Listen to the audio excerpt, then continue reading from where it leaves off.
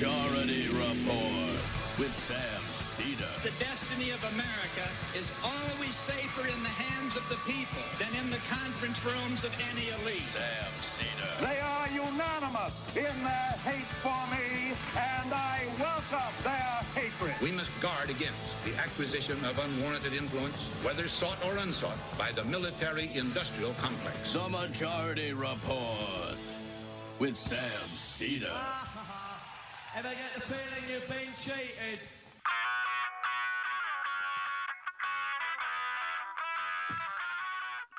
It is Wednesday, July 29th, 2020. My name is Sam Cedar. This is the five-time award-winning Majority Report.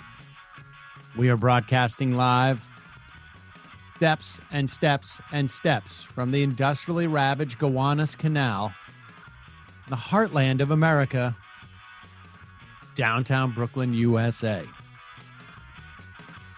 On the program today, Donald Trump complains no one likes him.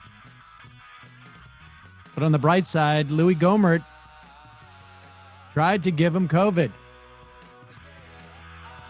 Meanwhile, Democrats' oversight remains weak. But Bill Barr, at least on the defensive yesterday, in front of the Judiciary Committee. The Republican Corona Relief Bill, a non-starter, according to the Congressional Progressive Caucus. Democrats add to their suite of housing relief on the verge of an eviction surge. As we speak, an antitrust hearing on the Hill featuring some of the biggest sociopaths in the country, CEOs of Amazon, Google, Apple, and Facebook. Meanwhile, the EPA's Inspector General to investigate Trump's cafe standards rollback. And the Trump administration no longer taking DACA applications in defiance of the Supreme Court. House Republicans looking at a loss of dozens more seats in November. And the federal government just announced to withdraw its forces from Portland. All this and more on today's program. Welcome, ladies and gentlemen. It is Wednesday. We will take your phone call. We may take some phone calls and IMs in the fun half. I don't know. I say that often and we never get there. I'll say this again. I don't know. Maybe I planned not to say it after yesterday, but I'll say it a couple more times, through the week. It is because people are coming back to the show for the first time after our time off. It's going to feel weird. It's going to be weird with Michael's passing. And there are going to be times we're going to reference him and mock him and reference how he would have mocked probably me, but maybe others. I don't know. It's just gonna feel weird until sometime, hopefully, in the future where it doesn't feel as weird. I don't know what else to say. So there's no reason not to acknowledge that going forward. There's going to be times it's going to be sad, et cetera, et cetera. But that is, that's where we're at. And, we will, forge on. Last night, Matt and, David Griscom did a show with, Alicia Brooks, Michael's sister, on, TMBS. That was a tribute to him. I would encourage you to go and check that show out. I really enjoyed it and thought it was wonderfully done. And there was a lot of great voices on there. And you get a real sense of just sort of how wide a net Michael was able to cast in a relatively short period of time. And so worth checking that out over at youtube.com, The Michael Brooks Show. And looking forward to seeing what those guys are going to be doing in the future. Right, Matt? Absolutely. We're going to keep on going after we take a bit to reform and recuperate a little bit. Okay. All right. Fair enough. And just get to, while we're talking about stuff like that, friend of show, Judy Gold, has a book out that I want you to go and buy. I don't care where you buy it. Obviously preferable an independent bookstore, but then if you can't find it at an independent bookstore, get it at a non-Amazon store. And if you can't find it at a non-Amazon store, I don't know why that would be the case, and buy it through Amazon. But however you do it, go out and buy it. Do we have a screenshot of her book? Yeah, here it is. It's Judy Gold's Yes, I Can Say That. When they come for the comedians, we are all in trouble. Now, to be honest with you, I haven't read the book yet because I for whatever reason I didn't get in advance. But I mean, I feel like I could get in an argument about this with Judy. We'll see. I don't know if I want to do that. But get the book. Support Judy Gold. She's very funny and has been a longtime friend and supporter of the show. And we will have her on in the next week or so, I think. So check that out. Also, just a little house cleaning. Yesterday, I was talking about the absurdity of the arguments, and we'll hear it from other people. You know what? Actually, maybe we'll wait, because I think some dumb Republican governor made a point about masks too. That just seems to be like the idea that we're in this position where we're arguing about the efficacy of masks, or even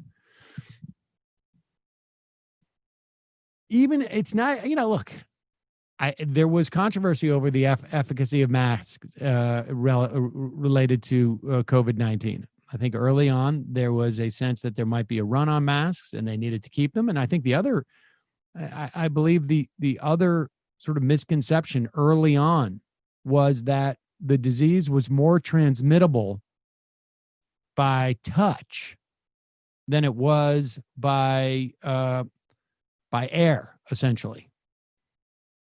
And it wasn't for a month or so that the epidemiologists started saying, I mean, I remember at one point, I don't remember, Brendan, maybe you'd remember when we had Michael Osterholm, is that his name?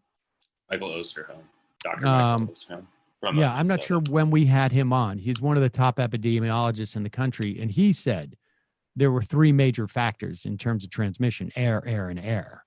But that wasn't, I think, until, maybe late April.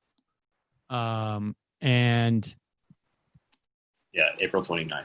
Yeah. So prior to that, certainly in the first month, there was a sense that what you got to be really careful about is touching something and then touching your mouth. So you got to wash your hands. You got to wash your packages. You got to wash all that. And then it became clear that no, the primary vector for transmission was the fact that the virus could be aerosolized. Maybe I'm saying that incorrectly. But we'll get onto that, because I got a good comment on the YouTube that scienced up my point about the size of the coronavirus versus the size of a CO2 molecule. And I just didn't know enough science to do it. All right, well, here, this is sad. Donald Trump is really lamenting that nobody seems to like him. And I guess this is maybe part of the healing process where he admits this out loud. Play this clip.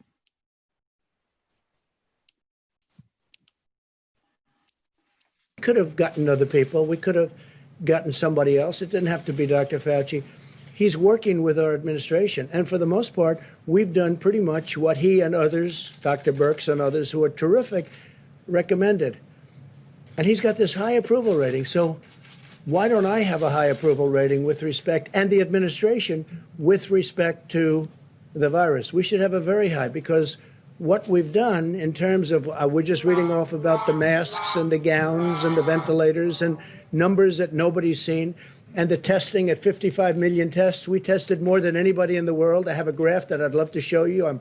Perhaps you've seen it, where we're up here and the rest of the world is down at a level that's just a tiny fraction of what we've done in terms of testing. So it sort of is curious. A man works for us, with us very closely, Dr. Fauci and Dr. Birx, also highly thought of. And yet they're highly thought of, but nobody likes me. It can only be my personality. That's all. Go ahead. Well, yeah, he's gonna. I mean, I'm sure his personality has something to do with it. It could also have something to do with the fact that they've tried to demonize the one guy giving some type of accurate information throughout this. It could also be that he refused to take this seriously for months before that. It could also be that they are refusing to use the Defense Production Act to ramp up testing, that they have been hostile to the idea of testing.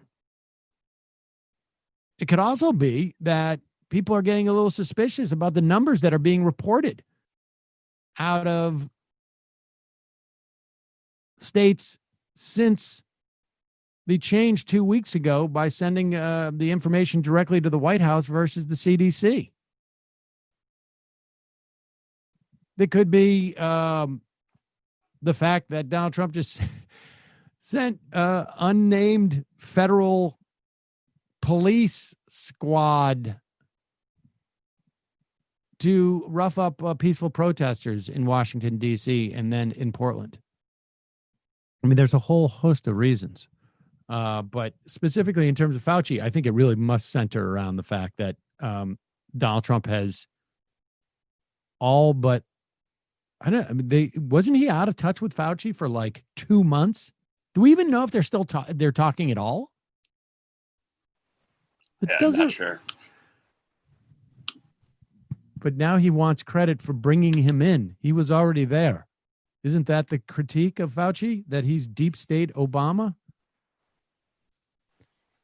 Here is Donald Trump. Still on, I mean, someday someone's going to figure out what's going on with the relationship between, let's say, Fox News, Donald Trump, and hydroxychloroquine. Now, it could be they will find out at one point that hydroxychloroquine, in conjunction with the use of, 5 other things at a certain stage of the process, has some positive impact, right? I mean, they could find that out about something, but none of these people have done that research. Like it is just bizarre. His determination to make hydroxychloroquine the cure for all of this. So much so that he ends up promoting a doctor who, I'll read a little bit more, but I'll just say, I'll say 2 words for you. Or I'll say 4 words: alien DNA and demon sperm. Play this clip. You said it was a great doctor. In that video that you retweeted last night, said that masks don't work and there is a cure for COVID-19, both of which health experts say is not true. She's also made videos saying that doctors make medicine using DNA from aliens and that they're trying to create a vaccine to make you immune from becoming religious. Well, maybe it's the same, maybe it's not, but I can tell you this. She was on air along with many other doctors. They were big fans of hydroxychloroquine. And I thought she was very impressive in the sense that from where she came, I don't know which country she comes from, but she said that she's had tremendous success with hundreds of different patients. And I thought her voice was an important voice, but I know nothing about her. Masks don't work. Last week you said masks. Last week, well, real quick. Last week you said thank you very masks much, everybody. Thank you. I guess he didn't want to answer that question. Didn't she come from Houston? Yes. The doctor apparently, and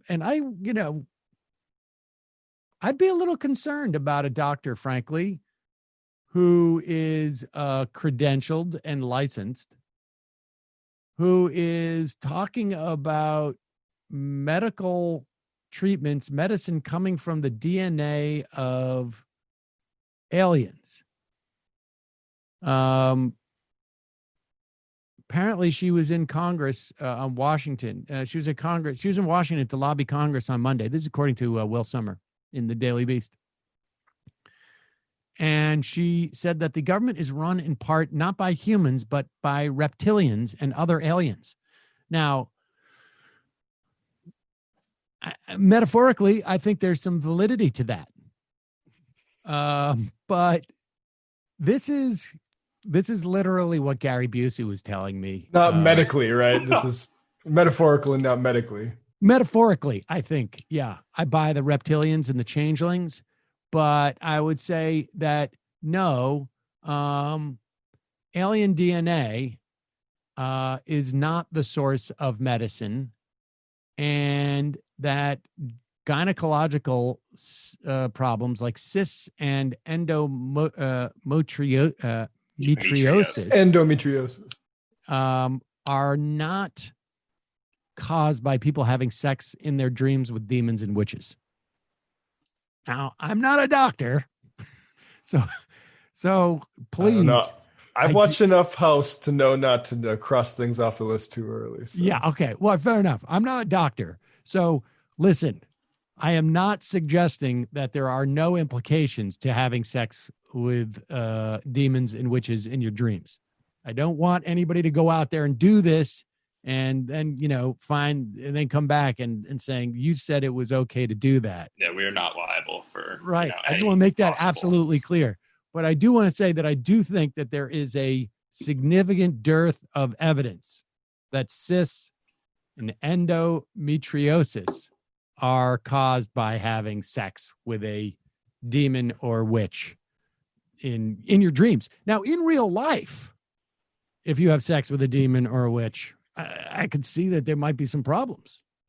I mean, use protection. Same rules apply. Yeah. In fact, I would probably use two. I would double the protection if you can with the demons and the witches. So, wow. She was apparently somebody's, apparently like he's really just like retweeting these things and doesn't even realize it. Was she, am I wrong? She was Turning Point, right? Or Turning Point was at least tweeting her video. There's an interesting sort of timing with this, because in the way that social media companies have taken the videos down at the same time that there's the hearing today, and I'm sure Republicans are going to be talking about censorship of ideas. It's all coincidental. Do you think that are you speculating that they put that up as a way of basically just getting these guys to take it down so that they could talk about that? Because I think that's certainly possible. Yeah. Oh, that's very possible. I'm looking right now at a Jim Jordan memo that Matt Stoller got a hold of on this hearing. In fact, the guidance memorandum provides background in advance of the hearing, including themes and questions to consider given the opportunity to engage with all four CEOs. Hearing themes. And number one is political bias in big tech is a problem that must be highlighted and examined so that consumers are aware, the market can respond, and lawmakers can evaluate options. That's number one theme that they want to push here, is that these big tech is against things like spreading the truth of cysts developing from having sex with witches and demons. Also, as like a little button on this, this is not fake news, according to Stella Emanuel herself. She said the following. The Daily Beast did a great job summarizing our deliverance ministry and exposing incubus and succubus. Thank you, Daily Beast. If you need deliverance from these spirits, contact us. Okay. I mean, fair enough. I mean, I would just say, does this look like a guy who wants you to know the truth about witches and demons? There you go. And people should know that when I said sociopath up at the top in my headlining of their appearance, I was really thinking of him, of Zuckerberg. Folks, as you know, life can get busy. It feels like you never get to spend quality time with family and friends.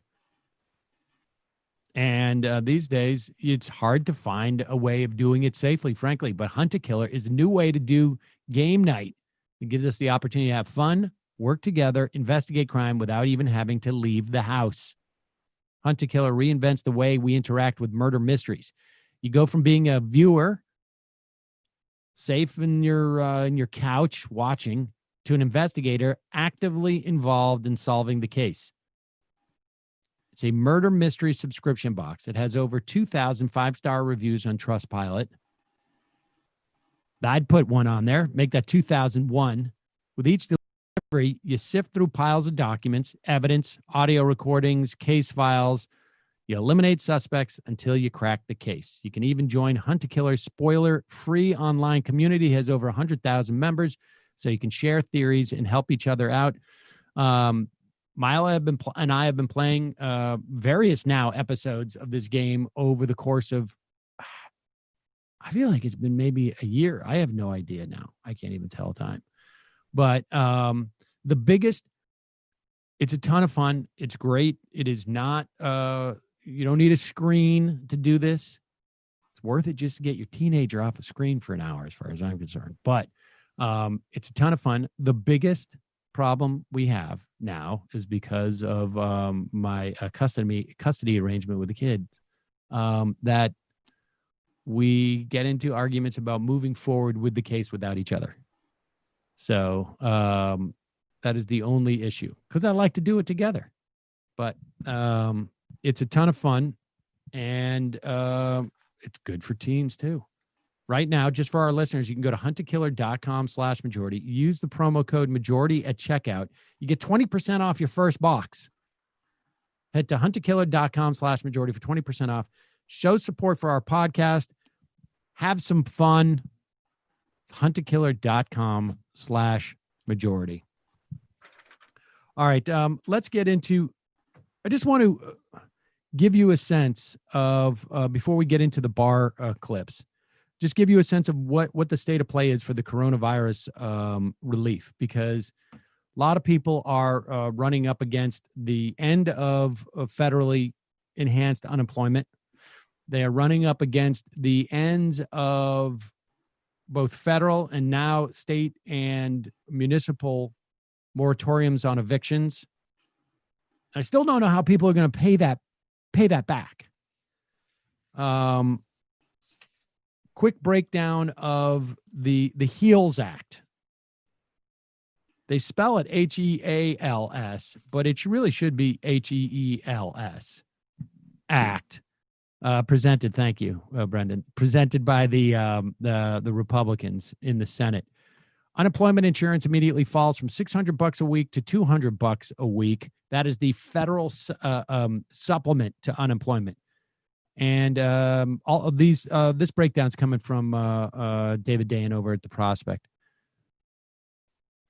When you combine that with what the states offer, that's on average a cut from $920 a month to $521 a week to $521 a week. That's around 43%. After 2 months, the states will figure out how to individually replace 70% of lost wages. It's just it's so Byzantine. There's no way that's happening. There's not enough money that they could pay these state agencies to be able to figure it out. It's just, they will just go with the $200.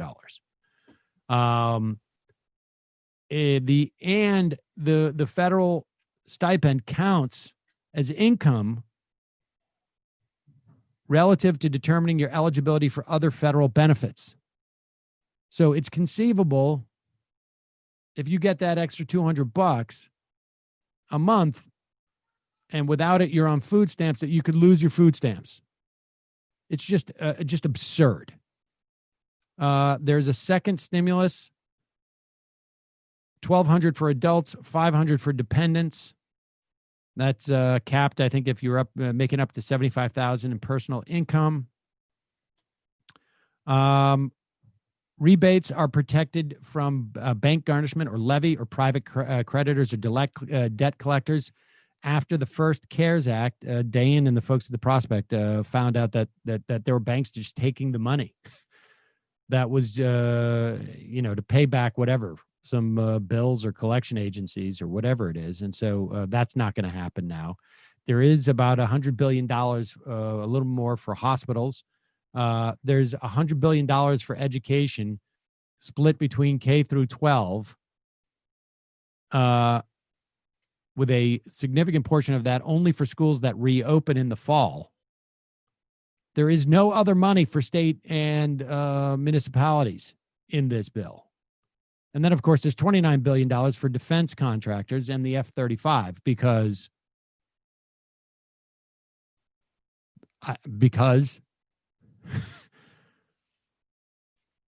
there's almost $2 billion for a new FBI headquarters because that's very COVID-y. And then there's a massive liability protection. David Sirota did some very good reporting on this. The liability protection that Mitch McConnell is pushing that would prevent people from, and understand, there is no rash of lawsuits that are happening right now. The question is to what extent do private companies need to make sure that they are doing everything possible to protect their workers and to protect consumers who come in to buy stuff?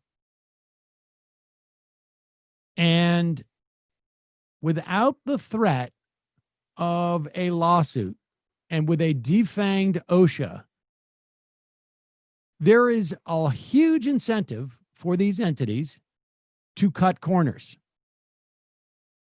Places like Amazon, places like warehouses, food processing plants, meat processing plants. If they feel they have complete liability protection and they know OSHA's not on the job, what is their incentive to not take that risk? They could be worried about, losing their workforce, but in this environment, I imagine they might be able to find more people, and certainly they would think so. The liability protection that Mitch McConnell has submitted was exactly like the one that Cuomo wrote for New York. Word for word, cut and paste. So add that to your bucket of stuff why Andrew Cuomo sucks. His interests align very often with Mitch McConnell's. It's just a lot quieter about it. There is no extension of the eviction moratorium. There is no money for the Postal Service or no money for the November elections. There is no hazard pay for essential workers. There is no OSHA standards for workplaces, right? That's why the liability is so important. There's no money to shore up pensions. There's no funds for people who lost employer-sponsored health insurance. There's no increase to food stamp benefits, and none of the $1 trillion in new money for state and local government. So that's where we're at. I mean, we had talked about the House version, the HEROES Act, I guess it was called. The House version, of course, is the one that the Democrats have put forward. There's some decent stuff in that one. There's some crappy stuff in that one as well. They have just, on yesterday, Ayanna Pressley, Rosa DeLauro, Kamala Harris introduced the Housing Emergencies Lifeline Help Act. It allocates $10 billion in emergency solution grants. That's actually like providing emergency housing for people. It also provides billions for tenants to hire attorneys going into housing court. Apparently, studies show that tenants are do far better when they have representation in the courts. I mean, that's sort of obvious. Now, that is in and of itself is insufficient. But remember, I guess it was basically the beginning of July. It was either the end of June or the beginning of July. The Democrats passed a standalone bill that was, I think it was Maxine Waters proposed. It was the Emergency Housing Protections and Relief Act of 2020, and that had $100 billion for emergency rental assistance programs, $75 billion relief fund for homeowners, and it would have also extended the eviction and foreclosure moratorium for a year. I don't know if that money would be sufficient, but it's, all this stuff is theoretical on some level. It's just a question of whether they can get the Republicans to sign off on it. I doubt it. And I don't know. I think there's probably an argument that maybe when you offer multiple, pieces of legislation within a suite, it diminishes the pressure. But I don't think the Republicans are going to go for rental assistance.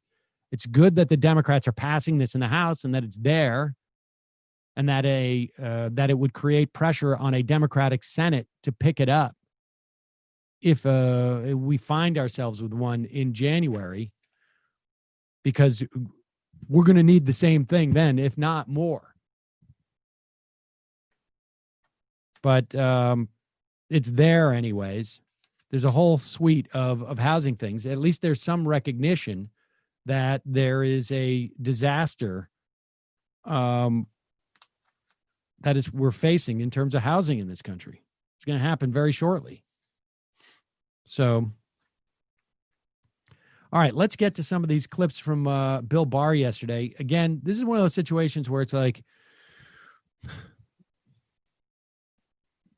the Democrats, the oversight that Democrats have done since 2018. And remember, this is one of the themes anyways that they were elected on, was oversight of the Trump administration. I would argue it's probably the biggest one. That's why they did so well in 2018, because it was a referendum on Donald Trump. And their oversight has been anemic at best. The impeachment was too narrow. They just simply, and I understand they've been roadblocked, but that doesn't mean you can't have hearings. That doesn't mean you can't have an empty chair there. And I think to a certain extent, the reason why they're 3/4 of these Democrats in there are so inept in asking questions of Bill Barr is because they don't have any practice. They haven't had enough times to realize, like, these people can't ask questions. Let's bring in professionals to do it. Nevertheless, I do think there is value in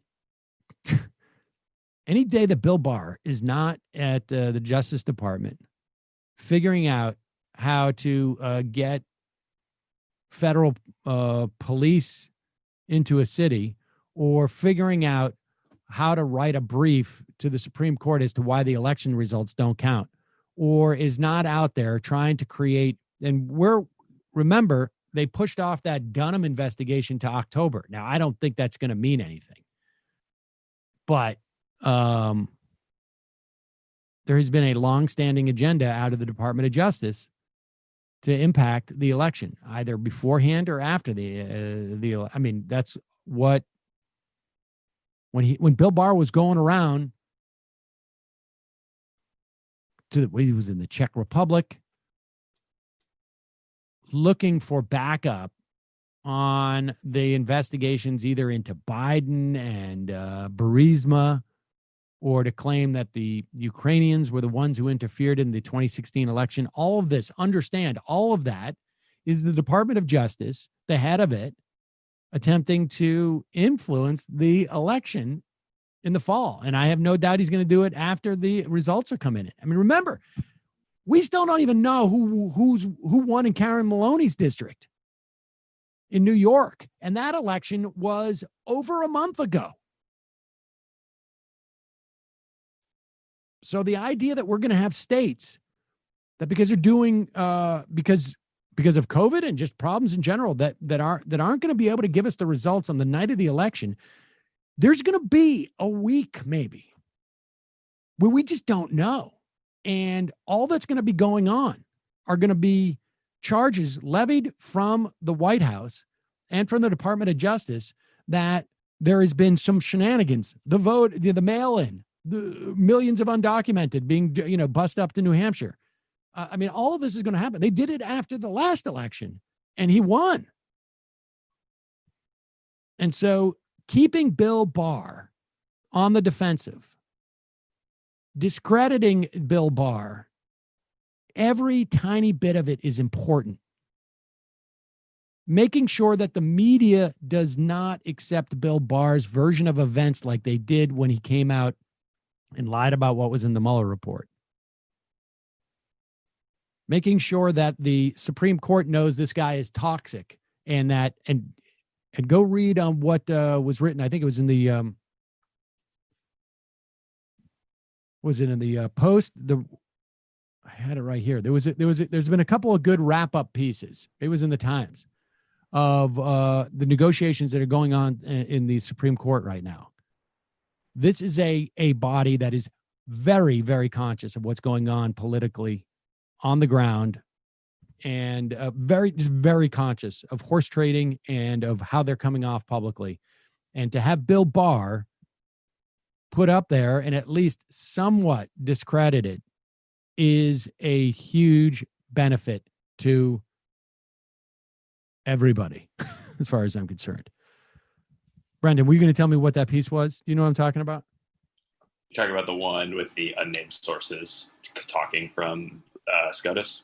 Yeah, I don't know if it was not the CNN one. There was another one. I can't remember what it is. I have it here somewhere, but people can find it. It was a big one. I think LGBTQ was in the title, because I think that was what they were. That was sort of like the peg. All right, but let's go take a look at some of the questioning that took place with Bill Barr. Let's start with Pramila Jayapal. She is curious as to why Bill Barr was so in touch with what was going on in Portland, but not so concerned about what was going on in other states over the past 4 or 5 months. On 2 separate occasions, after President Trump tweeted, "Liberate Michigan," to subvert stay-home orders to protect the public health of people in Michigan, protesters swarmed the Michigan Capitol carrying guns, some with swastikas, Confederate flags, and one even with a dark-haired doll with a noose around its neck. Are you aware that these protesters called for the governor to be lynched, shot, and beheaded? No. You're not aware of that? I was not aware of it. Major protests in Michigan. You're the attorney general, and you didn't know that the protesters called for the governor to be lynched, shot, and beheaded. So obviously you couldn't be concerned about that. Well, there are a lot of protests around the United States, and on June 1st, I was worried about the District of Columbia, which is federal. In parts of the country, you're very aware of those, but when protesters with guns and swastikas and Confederate flags. Excuse me, Mr. Barr, this is my time and I control it. You are aware of certain kinds of protesters, but in Michigan, when protesters carry guns and Confederate flags and swastikas and call for the governor of Michigan to be beheaded and shot and lynched, somehow you're not aware of that. Somehow you didn't know about it, so you didn't send federal agents in to do to the president's supporters what you did to the president's protesters. In fact, you didn't put pepper balls on those protesters. So the point I'm trying to make here, Mr. Barr, that I think is very important for the country to understand, is that there is a real discrepancy in how you react as the Attorney General, the top cop in this country, when white men with swastikas storm a government building with guns. There is no need for the president to, quote, activate you because they're getting the president's personal agenda done. But when black people and people of color protest police brutality, systemic racism, and the president's very own lack of response to those critical issues, then you forcibly remove them with armed federal officers, pepper bombs, because they are considered terrorists by the president. Now, the bottom line is, and some people have parsed this out and said, in Michigan, we're talking about the State House. And he tried to make that argument that I was worried about Washington, D.C. because that's federal. But we do know that these federal policemen or whatever they were picking people up on the streets of Portland. They weren't just staying at the courthouse. We do know that there have been plans drawn up to deploy these federal cops to other cities in the country, Detroit, Chicago, New York. Now, to my knowledge, there's been no, assaults on federal buildings there. So that distinction, I think, is convenient, but I don't think it's terribly accurate. And, everything we're seeing from these hearings, to a certain extent, is geared, I think, towards essentially the election, obviously. And I would have liked to have seen some actually legitimate oversight. But Barr's pretty slippery, and a lot of them don't have the ability to do it. But at least in terms of getting an effective message out there as to that Bill Barr is a compromised attorney general, I think that's effective. Here's Ted Lieu testifying to the House Judiciary Committee that, or I should say, questioning Bill Barr during his testimony, and explaining to Bill Barr why unmarked van arrests are unconstitutional. This is not a trick question, Mr. Barr. I'm just citing you what the Supreme Court said. So here's a problem. Under this standard black letter law, which has been in effect for over 40 years, what the federal forces in Portland did was unconstitutional. Federal forces in full combat gear in the dark of night grabbed a protester who was peacefully standing there, forced him into an unmarked van, drove him to a separate location, searched him, detained him, and questioned him. That is what police states do. That's what authoritarian regimes do. But I don't think those were the facts. That's not. I haven't asked you a question yet, Mr. Barr. Okay. What the federal officials did was illegal because they didn't have probable cause. And how do we know that? Because Deputy Director of the Federal Protective Service, Chris Klein, admitted it on national TV. Deputy Director Klein said that the individual that they were questioning was in a crowd and in an area where another individual was aiming a laser at the eyes of officers. That's guilt by association. That's what the Fourth Amendment prohibits. Deputy Director Klein further stated that the protester was released after federal officials concluded, quote, they did not have what they needed, unquote, which again shows there's no probable cause. And it appears that federal Deputy Director Klein appears to understand that there was no probable cause because he essentially justifies that action as saying it wasn't an arrest. He calls it, quote, a simple engagement, unquote. I'm a former prosecutor. I've never heard that term, a simple engagement, because it's a made-up excuse. What these federal officials did was an arrest. They grabbed a peaceful protester, they forced him into a van, drove him to another location, questioned him. That is exactly what the Supreme Court prohibited over 40 years ago. Bill Barr's not even listening. But it's important that these markers are put down. And I think, like I say, we just heard, and I'm not convinced, frankly, that it's not a function of this hearing. The governor of Oregon, do you have that, Brendan? Can you put that up? The announcement that the governor of Oregon announced, 45 minutes ago, that federal officers will be retreating, I guess, from Portland. And I'm not convinced that it wasn't a function of that hearing. It put some pressure. Here's Kate Brown. After my discussions with Vice President Pence and others, the federal government has agreed to withdraw federal officers from Portland. They have acted as an occupying force and brought violence. Starting tomorrow, all Customs and Border Protection and ICE officers will leave downtown Portland. And then she goes on to say, our local Oregon State police officers will be downtown to protect Oregonians' right to free speech and keep the peace. Sent to the Black Lives Matter movement's demands for racial justice and police accountability. It's time for bold action to reform police practices. So there it is. All right, let's play one more clip of from there, and then we'll head to the fun half in a moment. This is pretty important. Like I say, the idea of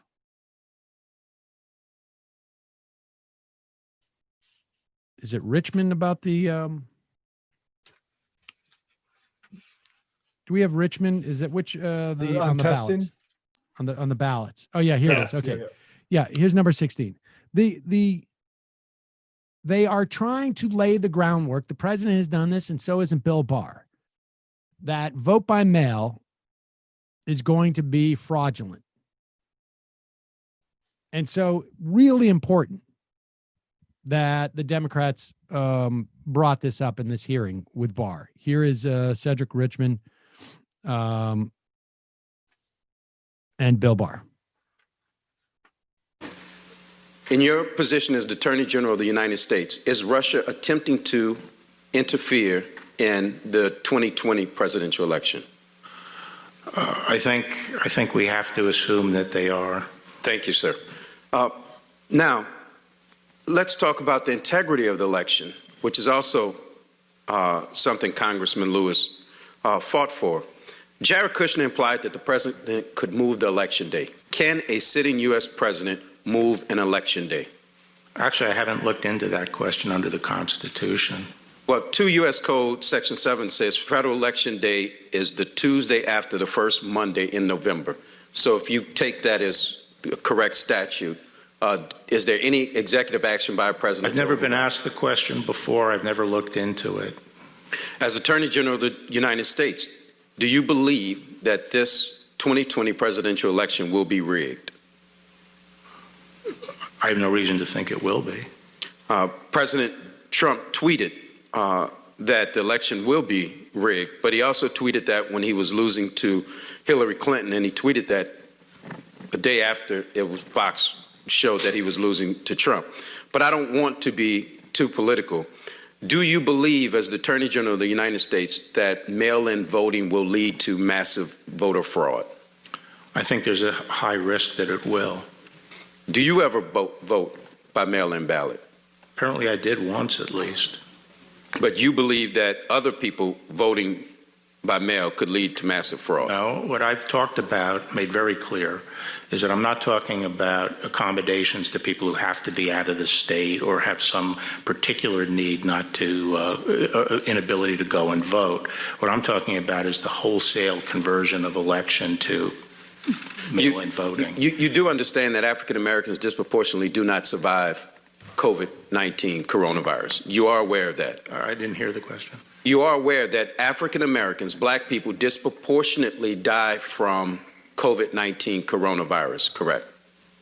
Yes, I think that's right. And not that it would be the first time that African Americans would risk their lives to vote in this country to preserve its democracy. But the suggestion is that them having the ability to vote by mail would somehow lead to massive voter fraud. But I won't stick to that. No, I didn't say that. I just state, I think, what is a reality, which is that if you have wholesale mail-in voting, it substantially increases the risk of fraud. But it doesn't make it likely. That's all I said. Now, I also saw on TV that the president said he's not sure that he'll accept the election results. Can a president just protest because he lost an election? Protest in what sense?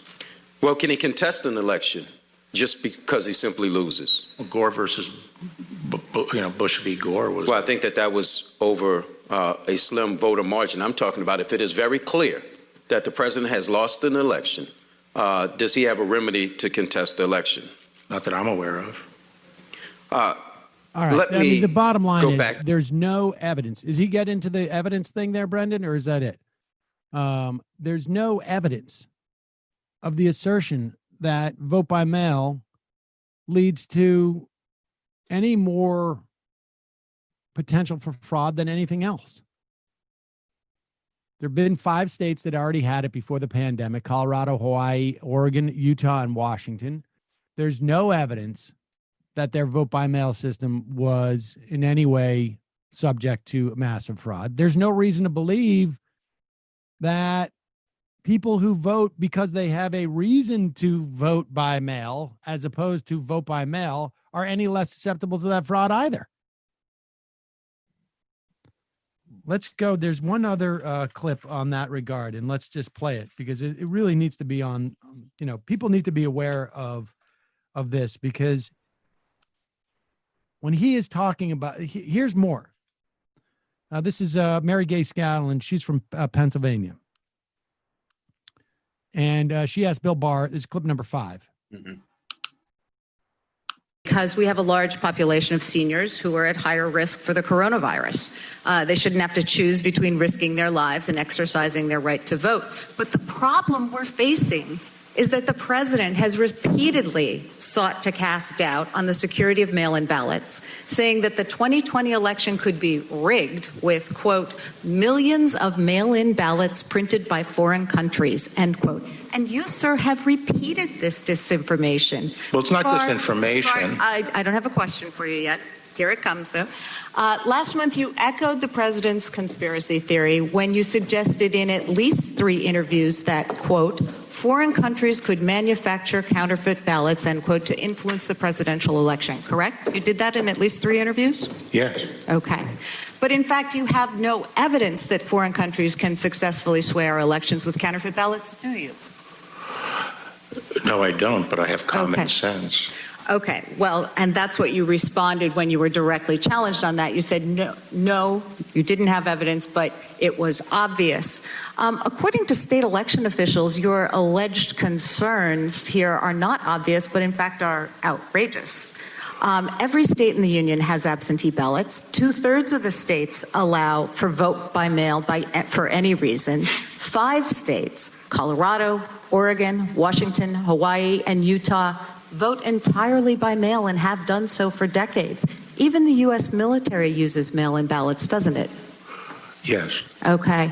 So isn't it true that after you suggested without evidence that foreign adversaries could sway our elections using counterfeit ballots, election experts and officials from around the country said that what you suggested was virtually impossible, preposterous, would never happen, and would be readily detected due to the multiple levels of security used with mail-in ballot systems?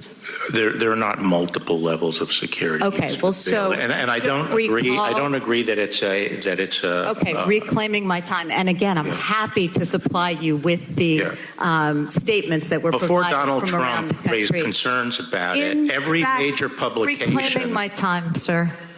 In fact, there is no evidence that foreign countries can make counterfeit ballots and create a real threat to our election security. Are you aware that in May, the president tweeted, and I quote, pause it for 1 second. Mail-in voting. I just want you to contemplate the idea of Russia or China or France creating all these ballots, bringing them to the United States, right? Because they got to be postmarked. You can't mail them from the country, right? So you smuggle in these ballots. You go into, I guess, key counties, right? Because you're going to be sophisticated about this. You send these guys in with I don't know how many ballots they're going to know. How do you guess? I mean, remember, this is something he's saying. It's common sense that they could do this. So let's just work it out common sense wise, because we're not going to listen to the experts. We're not going to listen to the people who run the elections. It's common sense. So you smuggle it in, right, in a duffel bag, the ballots, the fake ballots. And these guys are good, right? Because what these secret agents have done is they've gone in and they probably infiltrated the county election board to get a sense of what the ballots are going to look like, right? I mean, you'd have to do that because, it's not, it's not like there's just a ballot that says, Donald Trump and Joe Biden. There's a whole ballot with local elections. So you gotta fabricate those. You got to bring them into the district, I guess, so that you don't have a foreign postmark. And you mail them from the district. You got to know the names of the voters and hope that those voters are not sending in their ballot too. Otherwise, they're going to get 2 ballots from Brendan and from Matt. you guys have moved, let's say, theoretically to, We're some Broward county, yeah. Broward County, maybe want to move up to Michigan. It is like, of the myriad of ways you could imagine interference in election, this would be the last way that people would do it. I mean, I guess you could say, like, maybe there could be hacks into voting systems and, you prevent people from voting. And this. I was going to say the machines would be where I would start my investigation. The idea that you're going to be able to replicate a certain county's ballot and then figure out a way to have it mailed locally with names of people that wouldn't show up to vote is so absurd that this guy should not be hired to be the local dog catcher. Never mind just the concept of that is so outrageous. It's so ludicrous. It's insane if he believes that. I'd be more concerned if he actually believes it than the fact that he's just being lying about it. Yes. I mean, it's so absurd. Let's continue to play this. I think Scanlon's doing a decent job here, but how absurd this notion is not even, and the idea that anybody's interviewed him before and he's given any response other than, yeah, no, that's absurd. Of the myriad of ways that one could worry about election security, the idea of a foreign government producing counterfeit ballots and being able to sway an election, highly unlikely. To our election security. Are you aware that in May, the president tweeted, and I quote, "Mail-in voting will lead to massive fraud and abuse. It will also lead to the end of our great Republican Party," end quote. I wasn't aware of that tweet. Well, that tweet suggests, sir, that the president is spreading disinformation about mail-in ballots because he's afraid that if more people vote, he and his party will lose. The fact, Mr. Barr, is that our foreign adversaries cannot actually influence our elections by submitting massive counterfeit ballots, but the FBI and our intelligence services have repeatedly warned that those adversaries are actively trying to sow mistrust of our election systems, and by repeating disinformation about mail-in voting, you and the president are helping them. Just switching gears, you would agree. Well, I'd like an opportunity to respond. You would agree that prosecutors who make political contributions are identifying fairly strong. There you go. Good for her. But there is no response to that. That's exactly what he's doing. I don't know that he's doing it at the behest of a foreign country, but the idea of going out there and saying that mail-in ballots are susceptible to being counterfeited and somehow mailed in by foreign adversaries or I think you'd have a tough time doing it unless you were like the election committee of a county. Like, you need all the people on there who are all going to conspire to do this. We're just going to create fake ballots. But then I think you got other problems. They would probably find an easier way of doing it. But that's that. I mean, Barr, I don't think Barr does believe it. I think he's afraid of enfranchising people. Well, I think he's afraid of enfranchising people. I think he's afraid of it because he does see it as a potential, and I don't even think this is necessarily accurate, as a potential way of bringing new voters in. I mean, there's really mixed data in terms of if there's any benefit to one party or another with these ballots. But I do think what he's really doing is they are trying to set predicates. They are trying to get premises and predicates into the bloodstream of our media and our common knowledge, right? Common sense that the mail-in ballots are questionable, period. So that in the event that Donald Trump loses and there are states that have mail-in ballots, they don't have to argue the premise. They just argue the conclusion. And that's what they're trying to do. That's what they were trying to do with all of the Ukraine stuff. They're trying to lay a premise so that Donald Trump has some type of argument. And so that's why this, that line of questioning, at least in terms of the integrity of the election and getting Donald Trump out of the office if he loses, is the most important thing right now on some level. That is no mystery. However, this is. I'm excited to introduce you to what one of the coolest sponsors we've had, Hunt a Killer. It's a murder mystery subscription box. It's one of the most unique games out there, and it brings the fun of an escape room to your home. Go to huntakiller.com/majority. Use the promo code majority at checkout for 20% off your first box. That's huntakiller.com/majority with promo code majority. Folks, we're going to head into the fun half. Just a reminder, this program relies on your support. You can become a member by going to jointhemajorityreport.com. Also, don't forget justcoffee.coop, fair trade coffee, tea, or chocolate. Use the coupon code majority, get 10% off. Check out the AM Quickie. You can find it at amquickie.com or on any of your podcast services. We also have it on our YouTube channel, our second YouTube channel. That's Majority Report Live, youtube.com/Majority Report Live. Go head over to TMBS, youtube.com/The Michael Brooks Show. You can see the really great tribute that Matt Griscom and Alicia Brooks put together for Michael last night. Also, check out Naomi Keys Show. You can find it at youtube.com/The Naomi Keys Show, or also patreon.com, The Naomi Keys Show. She also had a lovely tribute to Michael with Anna Kasparian. They talked for an hour. You know what I wanted to do? Maybe I'll save this for the fun half to talk about Gohmert, and I've got a drop for it. But Jamie, you there? Hello. You want to talk about what's on the Antifada this week?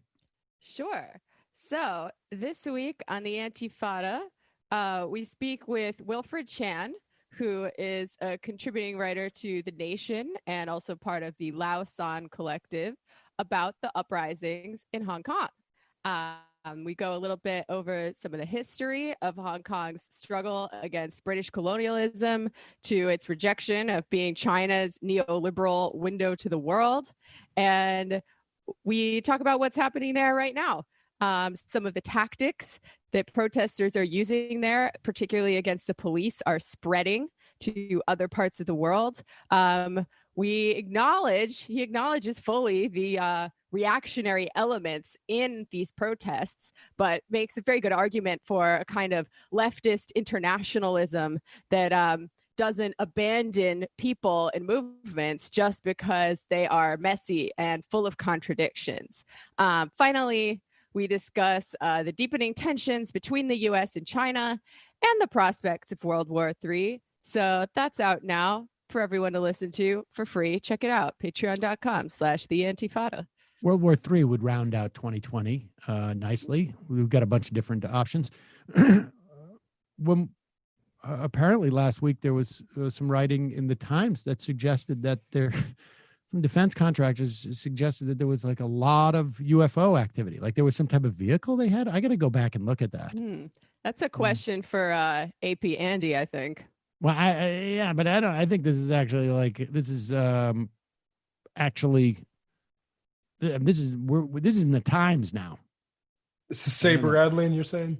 Well, I mean, let's hope. I am honestly, if there are really aliens, fine. Like that's a better. What I'm saying. I am all in on the alien invasion. Count me in. I'll be glad to be here for it. Yep. Honestly. Yep. Either they're gonna wipe the slate clean if they're mean aliens, or they're gonna give us space communism if they're comrades. Either one. Or, there's also just like they show up and they go, got some bad news for you. We love the GOP. This Mitch McConnell guy looks like us. Pretty cool. We're just barely advanced from you, and we tend to be a little more conservative in our politics. We like Persuasion, the new Yasha Monk outfit. We're centrists. Or if they just show up and they go, we're just advanced enough to build a ship to get here, but we really got nothing else. We got no other answers. Yeah, we have a slightly better fake meat product, but that's about it. We're looking for Dave Rubin's house. Yeah, exactly. You need to read the work of Jay Posadas, all right? If they evolved interstellar travel without destroying their planet, they probably evolved past capitalism, and they're nice. It could. Maybe. I don't know if that necessarily follows, but it's possible. They could be a lot. I mean, I guess if they're using their, but I mean, who knows? Maybe they're. The frontier as like as a place for capitalist development is. That's the reason Elon Musk wants to go to Mars. Right. I mean, the other problem could be just like, oh yeah, we're here to extract your resources. I mean, that's what we would do if we had interstellar travel, but we haven't really gotten past that bottleneck yet. Now, have we? We have not. And I guess then we won't. I don't know if we will, but it could be just like, no, we're more developed, but we're just better at imperialism than you. That's all. So we're just going to extract your resources and good luck to you. I mean, you had it coming. That could be what they say. We don't know. Matt, time will tell. Matt, are you doing any literary hangover? I'll probably stream sometime the next week or so. And then Alex and Grace are going to take over more of the grunt work on literary hangover, but it will continue on. So okay. All right, good. We will take a quick break. We'll take your phone calls. 646-257-3920 is the number. And you can IM the show via our app at majorityapp.com. You can pick that up. It's free for iPhone and free for Android. Majorityapp.com. See you in the fun half.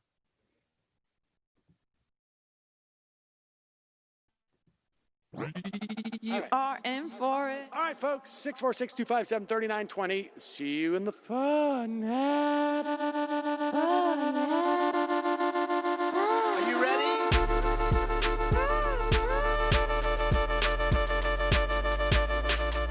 Who sent us this? Anarchy. Alpha males are back. Boy is back. And the alpha males are back. Just as delicious as you could imagine. The alpha males are back. Boy is back. And the alpha males are back. Just want to degrade the white man. Alpha males are back. I take all of it in my throat. Alpha males are back. Almost says what? The alpha males are back. You are a madman. And the alpha males are back. I am a total cunt. Can we bring back DJ Dannerky's song, please? Yeah, or a couple of them. Just put them in rotation. DJ Dannerky. Well, the problem with those is they're like 45 seconds long, so I don't know if they're enough of a break for people. That's fucking nonsense. Hey, folks, reminder. I do not have Parkinson's. And the alpha males are... Psych. Fuck them.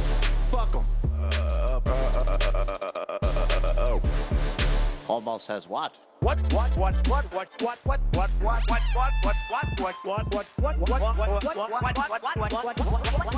Almost says what?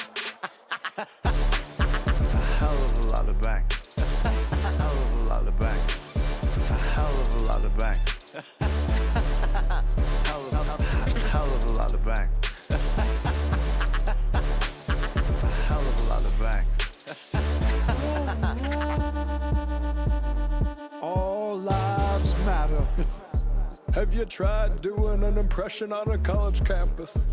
I think that there's no reason why reasonable people across the divide can't all agree with this. Psych. And the alpha males are back.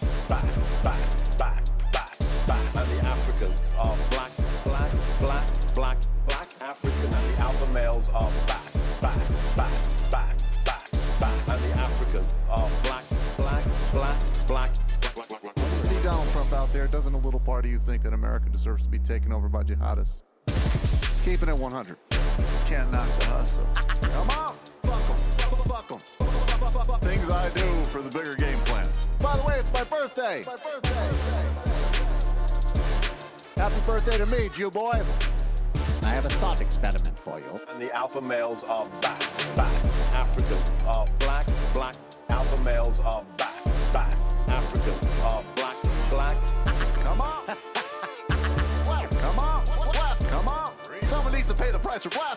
here. I am a total pussy.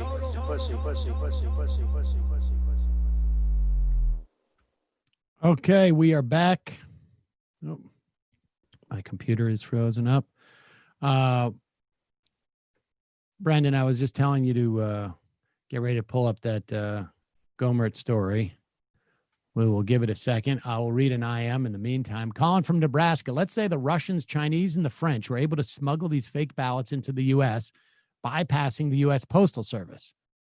Well, they would have to mail them in because, you know, the people working at the local board of elections are going to see the postmark. But wouldn't the then filled out ballots by voters be thrown out by the election commission if they detected anything, therefore helping Trump? I don't think that the actual ballots would be thrown out. I think they would look at the ballots that have been. Yeah, no, I'm not sure I follow that. All right, here's a story. This is a story. It's going to allow me to try out my one of my new drops. It is being reported by Politico this morning that Louis Gohmert of the Gohmericans, who has been refusing to wear a mask because it is a fundamental right of Americans to spread coronavirus, has tested positive for the coronavirus. This is according to multiple sources. Gohmert was scheduled, and this is the really sad part. Gohmert was scheduled to fly to Texas on Wednesday morning with President Donald Trump, and he tested positive in a pre-screen at the White House. He had told CNN last month he was not wearing a mask because he was being tested regularly for the coronavirus. If I get it, he told CNN in June, you'll never see me without a mask. I guess he did not get tested that regularly. I mean, how much do you have to be exposed? If he's actually getting tested regularly, and like, what is he doing that's what's Louis Gohmert doing that he's getting coronavirus? He just must be going everywhere and not completely living like it doesn't even exist. What it also tells you, here was my response to it. I had a drop for it. You ready? Louis Gohmert has coronavirus. Oh, nice. Oh, man. We had multiple people send me that drop yesterday at Majority Reporters. We should get like various versions of Michael laughing. But I really do think that the only sad part of the story is that Louis is not going to be able to take that ride on Air Force One. And I know how much he was looking forward to flying with the president in close quarters with him. Because there's no place like being on an airplane, like being on Air Force One with the president. It's like you're right here with him. And it's a shame that he won't have that opportunity. Yeah. I mean, he shouldn't let that stop him. I agree. Trump's taking hydroxychloroquine. He's fine. Yeah, just take some hydroxy. Take some hydroxy and go on there and, sit down with Gohmert and go over stuff.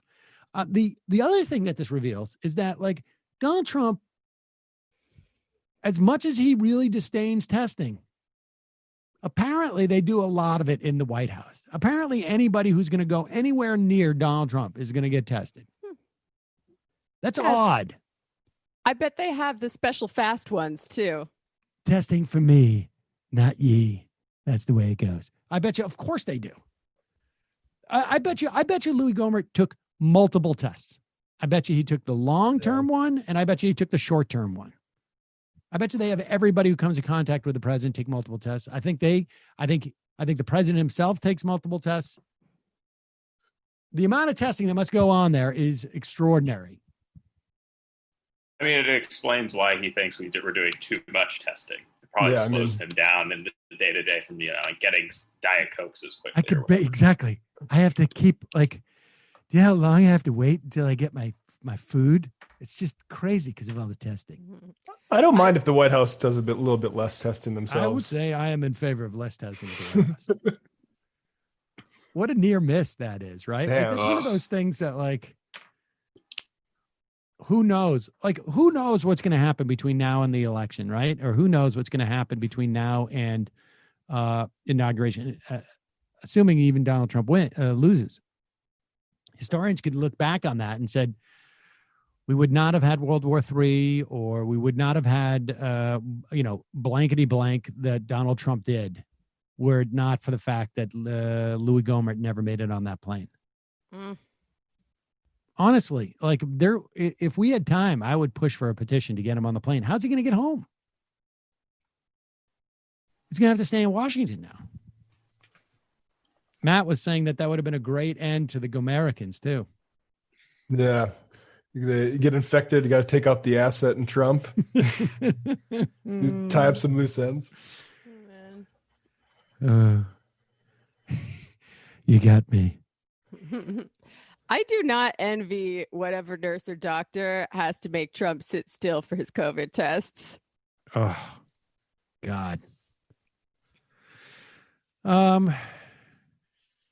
Here's David Ciccolini from Rhode Island asking Bill Barr if it's okay to tear gas peaceful protesters. Want to guess on what Bill Barr says? Here is that clip.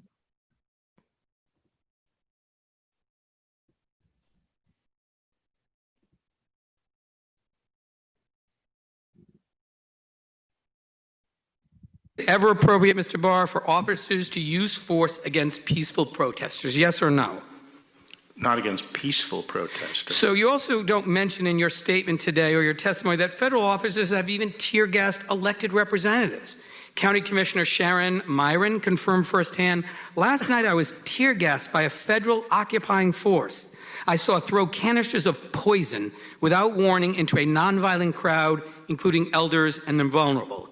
And on July 23rd, the mayor, Ted Wheeler, was tear-gassed. He called the tactics of the officers abhorrent. These are elected representatives with grave concerns that officers are using abhorrent tactics, including tear-gassing elderly, nonviolent Americans. So let me ask you, sir, do you think it's ever appropriate to use tear gas on peaceful protesters? Yes or no? Well, the problem in these things sometimes occur because it's hard to separate people who... Mr. Barr, my question is very specific. Do you think it is ever appropriate to use tear gas on peaceful protesters? It is, yes or no? It is appropriate to use tear gas when it's indicated to disperse... on peaceful protesters? To disperse an unlawful assembly, and sometimes, sir, unfortunately, peaceful protesters are affected by it. Okay, now how much... You know, he's trying to split the hairs here a little bit. An unlawful assembly, as he calls it, still can be peaceful. All those people can be perfectly peaceful.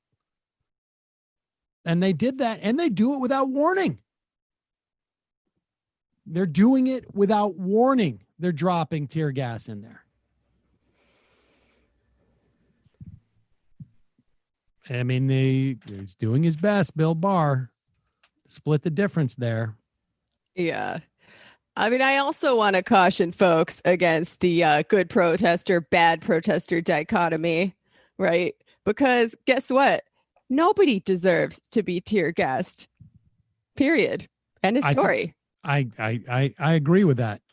I think, you know, from the sake of like what they're trying to do in this hearing, which is, you know, they're not going to get anywhere with Bill Barr other than they're going to basically try and prevent the administration, which appeared, at least at the beginning of this week, to want to use these protests and he's been trying to do this for a while, right? The law and order president, he's trying to use these protests as a cudgel in the election, a la Richard Nixon.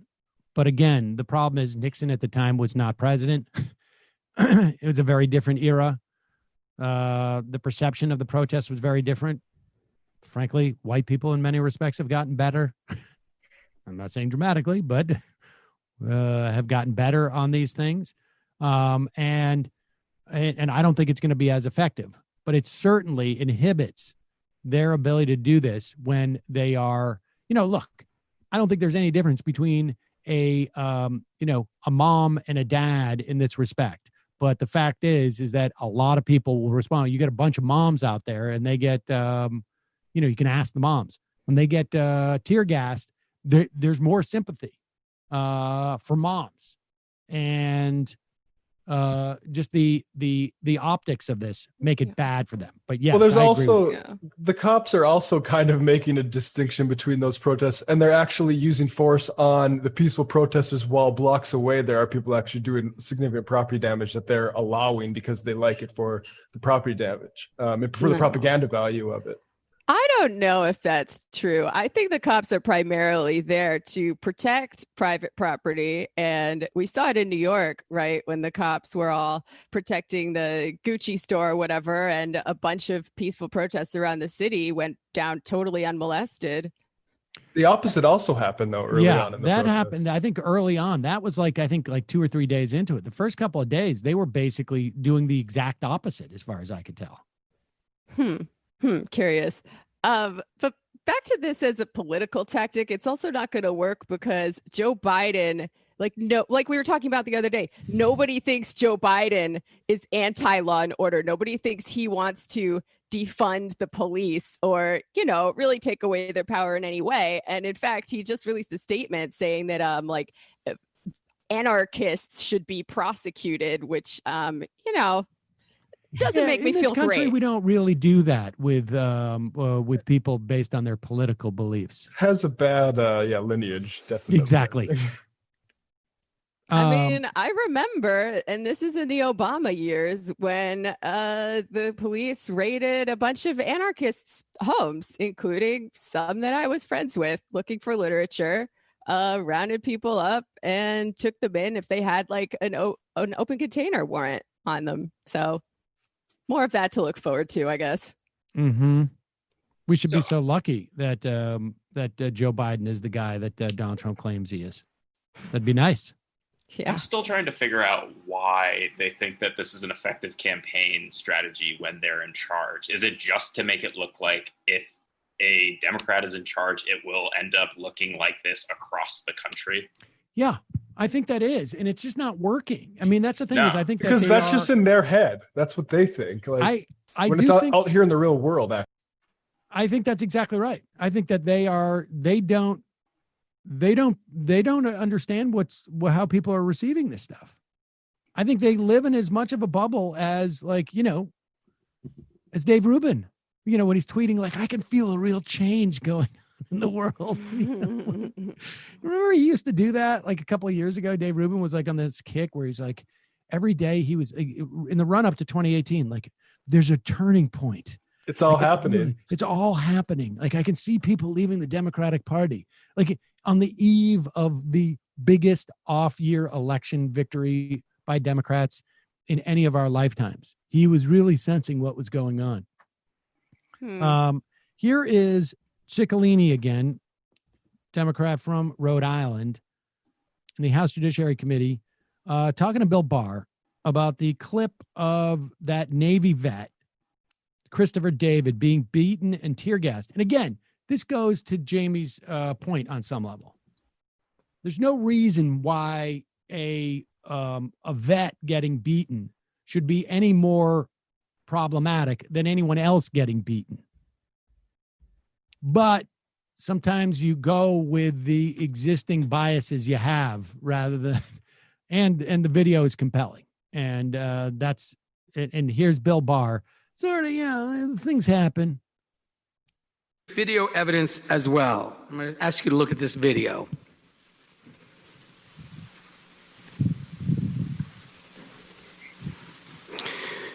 Just so you know, this is the video that's capturing the nation's attention this weekend, shot by Tribune reporter. That video is of Christopher David, a Navy veteran, being beaten and tear gassed by the officers. Do you think that was appropriate? Well, I didn't see him tear gas. Seems to be gas in the area. I don't know what kind of gas it was, and I don't know whether it was directed at him. Do you think what happened to Mr. David was appropriate, Mr. Barr? Pause it for 1 second. Pause it for 1 second. Now, to be fair to Bill Barr, Ciccolini did not play the rest of the video where they came up and they sprayed. I mean, the guy was sprayed. Oh, they sprayed him right in the face in the clip, I thought. Maybe that was the Vietnam vet that was sprayed in the face the other day. Yeah, he got hit in the face. Oh wait, no, they did spray him right in the face. Here, look. Right after that. Yeah, right after that they sprayed him in the face. Now Ciccolini should have played it longer, but go ahead. I mean, I thought it. This is the video that's capturing They cut away. Yeah, oh, there he is. He sprayed right in the face. Yeah. That video is of Christopher David. Go ahead. I didn't see it, though. Why? It was very quick. Could you slow that down? Go ahead. Do you think what happened to Mr. David was appropriate, Mr. Barr? The Inspector General is reviewing that particular Well, incident. do you think he deserved to get pepper sprayed and beaten to the point of broken bones? As I say, the Inspector General is going to review the incident.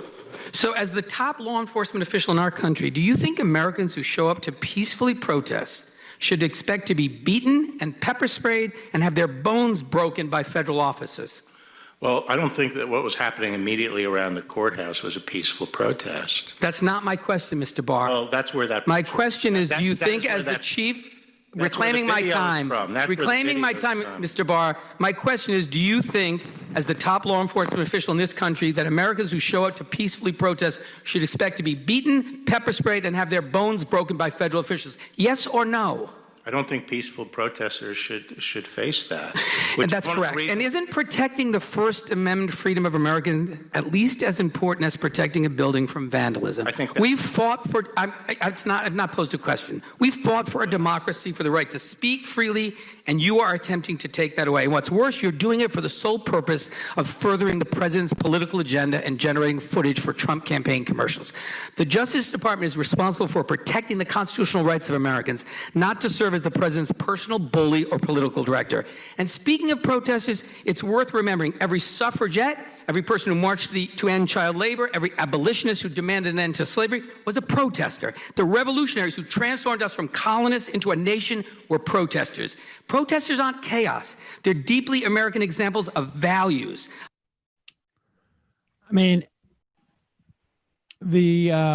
every time I see that video, I'm also just struck by like the guy's ability to get hit with a huge wooden baton and seemingly like not flinch. And he broke his hand because he had his hand down by his waist. That guy's a total badass. I encourage everyone to watch until the end where he flips the cops the bird. Yeah, with his broken hand. Yeah, exactly. Like I see this and I think that they could have done better with some of this stuff, frankly. I mean, but Barr is slippery and these guys are just not the best questioners. But that line of attack, I mean, these are effective, at least I think from an electoral standpoint. I don't know if it's going to move, 1 vote or 10 votes or 50 votes, but I would much prefer to see some actually genuine oversight. That is not maybe as sexy, but the Democrats, at least the leadership, seems to be completely allergic to the idea of being seen as being petty, as in like making sure that government is functioning the way it's supposed to be. Let's go. People even watch that. I just think like, okay, maybe that argument works on the don't harass Trump thing, but are they going to care that the Democrats are harassing Barr? Like in any sense? Well, that's what I think is like, like Nancy Pelosi has this thing in her head where she thinks like, we don't want to be said that we're spending all our time in, in hearings because we know how much Benghazi hurt the Republicans. All it did was get them the Senate and the House and the presidency. Right? I mean, they had 7 Benghazi hearings, 8 Benghazi hearings. You don't want to be seen to be doing hearings at a historical moment. You should probably doing a lot of hearings. It's insanity. It really is insanity, I think. Calling from a 208 area code. Who's this? Where are you calling from? Hey, this is Sean from Idaho who lived in Washington. Sean from Idaho who lived in Washington. What's on your mind, Sean? So I'm a NEA member. I'm the director of the political action group in my local because it's sort of a coordinating position because we can't use dues for political reasons. Okay. And I just wanted to go over a couple of things about sort of what's going on with reopening and what it looks like from a NEA organizer sort of perspective. And NEA is the National Education Association. Right. Okay. So the big teacher unions are the National Education Association and the American Federation of Teachers. And yours is NEA is the largest union in the country. The president is Lily Garcia. Is that? Yeah, Lily Eskelsen Garcia. Okay. So one interesting thing that just sort of came out today, we have the roll call document came out for the vote, the platform vote that you were talking about with Nomiki yesterday, where they didn't put Medicare for All on the platform. And the president, Lily, and the president of the AFT, Weingarten, they both voted no on the inclusion of Medicare for All into the platform.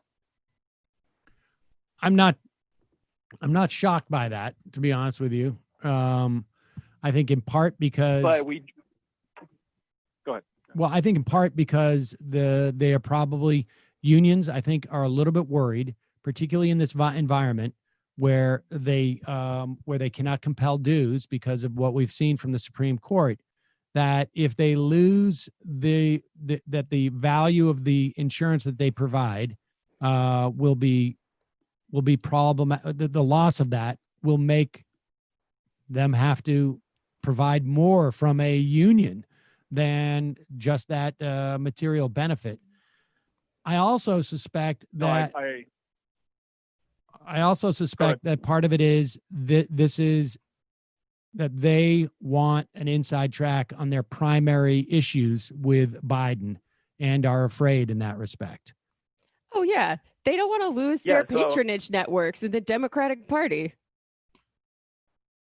Yeah, I definitely get the impression. So I have experience working the NEA at a local level in Idaho, in rural Idaho too, not like Boise. Rural Idaho and as well in a more urban area just south of Seattle in Washington. And the difference is pretty stark just in membership and just the sort of the presence the union has in people's lives. In Idaho, you're sort of desperately clawing for any little thing you can get. And if you can get 30% membership in your local, that's huge. Whereas in Washington, most districts, even post-Janus, are still at very, very close to 100% membership. I don't believe my local has lost anybody in the years since the Janus decision. And I do think there's a worry that we spent so many years not engaging politically as a explicitly political union and more of just we negotiate a contract every couple of years, that if we lose that ability to show that we give these better benefits, then we don't have anything to lean back on to compel people or really explain to people why they should be members. We don't have an overarching message of unionism as something as a solidarity building group that can work with other unions to affect change. It really does seem to just be sort of in a lot of ways just a committee for the negotiation of contracts every couple of years. But we just had our sort of online pared down version of our National Assembly. And throughout the entire thing, there was this distinct sort of vibe that our union was really just functioning as a wing of the Biden campaign. There was a live Q&A. I was shocked, honestly, that they did it live. They didn't pre-record it. And it was Biden taking questions from members and going on meandering long answers to say whatever he was going to say anyway, regardless of the question. And it was President Garcia's last assembly. So there was like lots of gratuitous videos from people like Nancy Pelosi and all these people, like various Congress people, just praising President Garcia. So I think there's definitely an element of that insider track. Like there's that. A lot of people seem to think that she's running for Secretary of Education at this point. That's from sort of organizers talking about this stuff. Like a lot of people think that she's going for Sec Ed. Well, I can tell you that I think you've had as far as I can tell, there's been a couple of sort of like more localized unions versions of the AFT, I guess, in Chicago, which is the CFT, and in Massachusetts, Maldonado, I can't pronounce her last name, Barbara Maldonado. We had her on, but she's no longer the president there, where the idea of social justice unionism, as opposed to sort of this more transactional managerial unionism, is growing amongst teachers. But yeah, I think that in terms of the leadership, look, Randy Weingarten got boxed out of the Obama administration, and then turned around, supported Clinton very early as a way of making sure that teachers, public school teachers, were going to have more of a say in the Clinton administration. That didn't work out so well. And I spoke to the vice president of the union at the DNC, and he expressed to me, like, maybe if we had known that Bernie actually had a shot, we wouldn't have done that so early, but we wanted to be first in line. And I have a feeling that there's some of that going on here. Noah McKee made it very clear that, like, her feeling is the platform is irrelevant anyways. But I think, look, the teachers, the locals have to sort of, I think, push from above. I mean, certainly when there was the Red State Revolt, I guess now 2 years ago, I know that Weingarten, at least, was, it made her at least have to project being a little bit more aggressive, because she could feel what was happening with her membership. And I think that's, a lot of this is going to have to come from the bottom up, I think, in these unions. I really do think so. So we're right now we're doing it by mail ballot and everything for the delegates to elect the new president of the NEA, and I believe my indication is that it's going to go to the current vice president, Becky Pringle. But there is a candidate that I think is really interesting that I think that maybe people, you or maybe somebody else would be interested in checking out. And his name is Mark Norberg. And Mark Norberg has a much, this isn't like a pitch for him. It's just sort of a thing I want to say about, like, a different approach to this. I think he's, in my view, I think he's sort of correctly identifying that in this moment that we have, where in just a couple of weeks, there's not going to be any occupation in the United States, I think, that has more political leverage and power than teachers. We control not only the future of the economy, but the ability of people to go back to work normally now, like people that have children. There's just a lot riding on it. And I think that is being used in a lot of ways to sort of guilt teachers or try to weaken their position, to show, like, you have to go back. When another perspective of it could be that we really could negotiate for just about anything we want at this present moment, with a good base of solidarity. So this guy Norberg has this idea of this sort of education bill of rights, and using the national platforms to be a really sort of be conducive to a national teacher strike. It's interesting. So I just thought, if you want to check out his thing, it's like Mark Norberg, then the number 4 NEA Prez with a Z, and he has a video and everything on there describing that sort of bill of rights. And it's sort of a dramatic name for some very simple things, like trying to get away from. Was 4 NEA Prez PRES taken? Then why the Z? I have no idea. Maybe he's just I don't know. Maybe it's edgy. I don't know. Honestly, Jamie, I'll ask him. Yeah, two quick things. I think this illustrates, partly the downfall and the downsides of this model of bureaucratic business unionism and dependence on the Democratic Party, which really arose as a result of the defeat of organized labor as a major independent force on its own, right, in the late 60s, early 70s, but has since then created a feedback loop, right, because the more dependent and subservient labor is to the Democratic Party, it's like an avalanche effect, the less independent power it has. But I'm sure you know that already. Also, this reminds me of, like you're saying, the need to put pressure on from the grassroots. Like I read a good article by the writer Kim Kelly, who covers a lot of labor stuff, last night.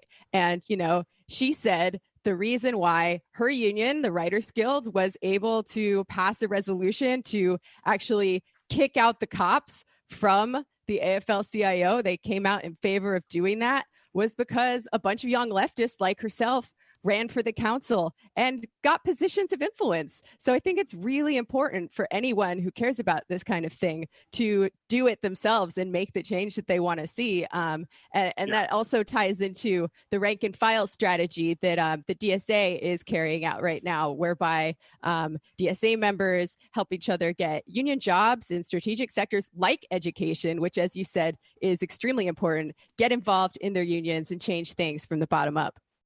Appreciate the call, Sean. Thanks. Calling from a 330 area code. Who's this? Where are you calling from? What? 330? Oh, it's me. Oh, hi. Yes. Sam, sorry. I didn't even realize you were talking to me. Oh my goodness. Are you still there? Hello? Yeah. Who's this? Where are you calling from? Oh, it's Pete. I'm calling from Ohio. Pete from Ohio. Oh, hi, Sam. Yes. Well, I think that there's something very. Let me take my mask off. Kind of getting in the way. I think that somebody is missing something very important about John Bolton, the Project for the New American Century, and COVID. Okay. If you reread the. If you reread Rebuilding America's Defenses, it happens to say this. It happens to say, although it may take several decades for the process of transformation to unfold in time, the art of warfare on air, land, and sea will be vastly different than it is today, and combat, quote unquote, will likely take place in new dimensions, in space, quote unquote, cyberspace, and perhaps the world of microbes. And farther down in that same paragraph, it says, and it, oops, just skip the page. Oh my goodness. And advanced forms of biological warfare then, quote unquote, target specific genotypes may transform biological warfare from the realm of terror to a politically useful tool. Yeah, this is from the guy who was the director of the Project for the New American Century, who got rid of the pandemic team in China, and then a month after he leaves, a new virus that has never been seen before suddenly appears. Yeah, I don't. I think that sounds kind of fishy. Well, I first off, I don't know that Bolton wrote that document. Do you? I mean. He was certainly a neocon, and I he was certainly in those circles. But the PNAC stuff was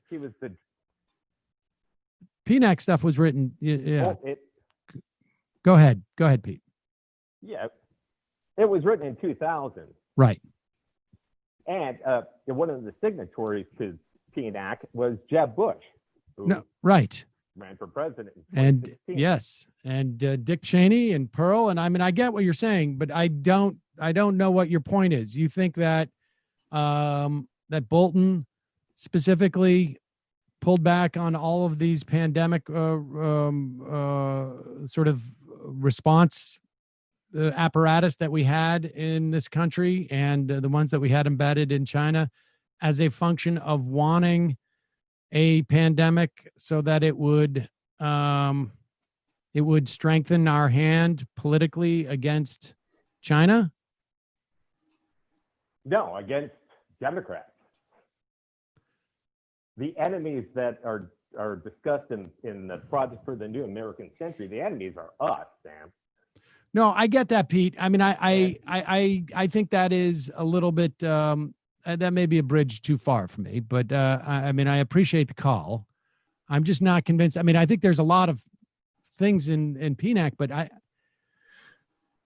I think the problem with PNAC was its primarily its vision of seeing America as a hyperpower and calling for a prescription of calling for low-grade conflicts around the world that we could manage and probably promote in some ways, so that there was no one entity that could rise up and challenge us. And I think a lot of these neocons also have a pretty strong, desperate fear of China in terms of threatening our hegemony. But I'm not sure how this is all working, and if John Bolton was that operational and that specific in doing something like that. I don't know. It didn't work. Whatever they were trying to do with it does not seem to have worked. Calling from a 347 area code. Who's this? Where are you calling from? Hi, Sam. Hi. Sam? Yeah. The leader of the Jews. It's Ben Shapiro in Brooklyn. Oh, Ben Shapiro in Brooklyn. Not the other Ben Shapiro. Yes, I heard what you said about me the other day. And I just don't think you can go talking behind somebody's back and think you can get away with it. You called me a sociopath for not having empathy. And you can't just say those things and expect to get away with it. So can you hold on 1 second? No. Sorry. Oof. Yeah, that was not a good Ben Shapiro impersonation. I'm sorry. That sounded like an anti-Semitic impression of Ben Shapiro. I heard from Michael for that. Yeah, that was I did that. Next time you better come correct. Exactly. Okay. Louis Gohmert now says it's possible that wearing a mask gave him COVID. We have that clip too. Let's play both. Let's play the. Do we have Gohmert saying that, or is that just like what they're releasing? Yes. What they're releasing, or he's saying? No, it's him. Here's the clip. It's him saying. What an effing idiot!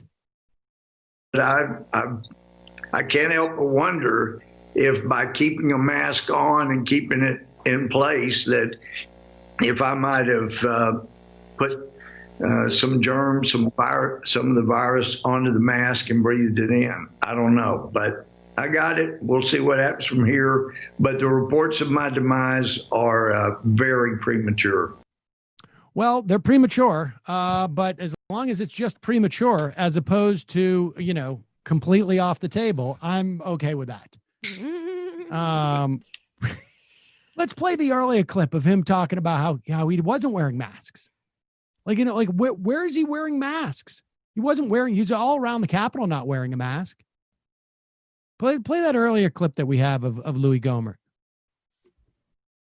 And I do want to advise our media friends before they write stories about how we didn't wear masks and we didn't possibly socially distance adequately, that you saw to it that we had tests and that nobody in here has the coronavirus unless it's somebody in the media. So the only reason we would wear masks is if we were trying to protect ourselves from you in the media, and we're not scared of you. So that's why we can be here like this. So thank you for an amazing job. That moron still doesn't get why you wear a mask. He still does not get why you wear a mask. Sick burn on the media, though. We totally got the media. Now, listen, that's not true. I want to say I don't wish ill on anyone, and it's just not true. I'm sorry. Not even close. No, that's not. Yeah. There's nothing about that statement that's not true. That's correct. I'm trying to think if I am reluctant to wish ill on certain people publicly. And I think I'll hold off on that with Louis Gohmert. I don't think that Louis Gohmert, he's not like Antonin Scalia, who I will concede I openly was felt it was a good thing that he had passed away when he did. Bad for his family, but good for the country. Beyond an individual level, I mean, these are systems. I don't know. Sam is not a petty bitch, okay? He only wishes ill on people for the good of humanity. That's right. And Gohmert, I don't know that if he passed away, it would really have that much of a positive impact on people. So I'm going to refrain from cheering on COVID-19 in that limited instance. Yeah, I'll wait and see what happens. Can't promise you I'm going to feel regret if something bad happens to him, but I'm saying, like, I don't feel like there's enough of a positive upside for the country and the world for Gohmert to die from it. Gohmert's district in East Texas is a prime area for like a truly evil, dark Republican to get in, and he's a little bit, less than that.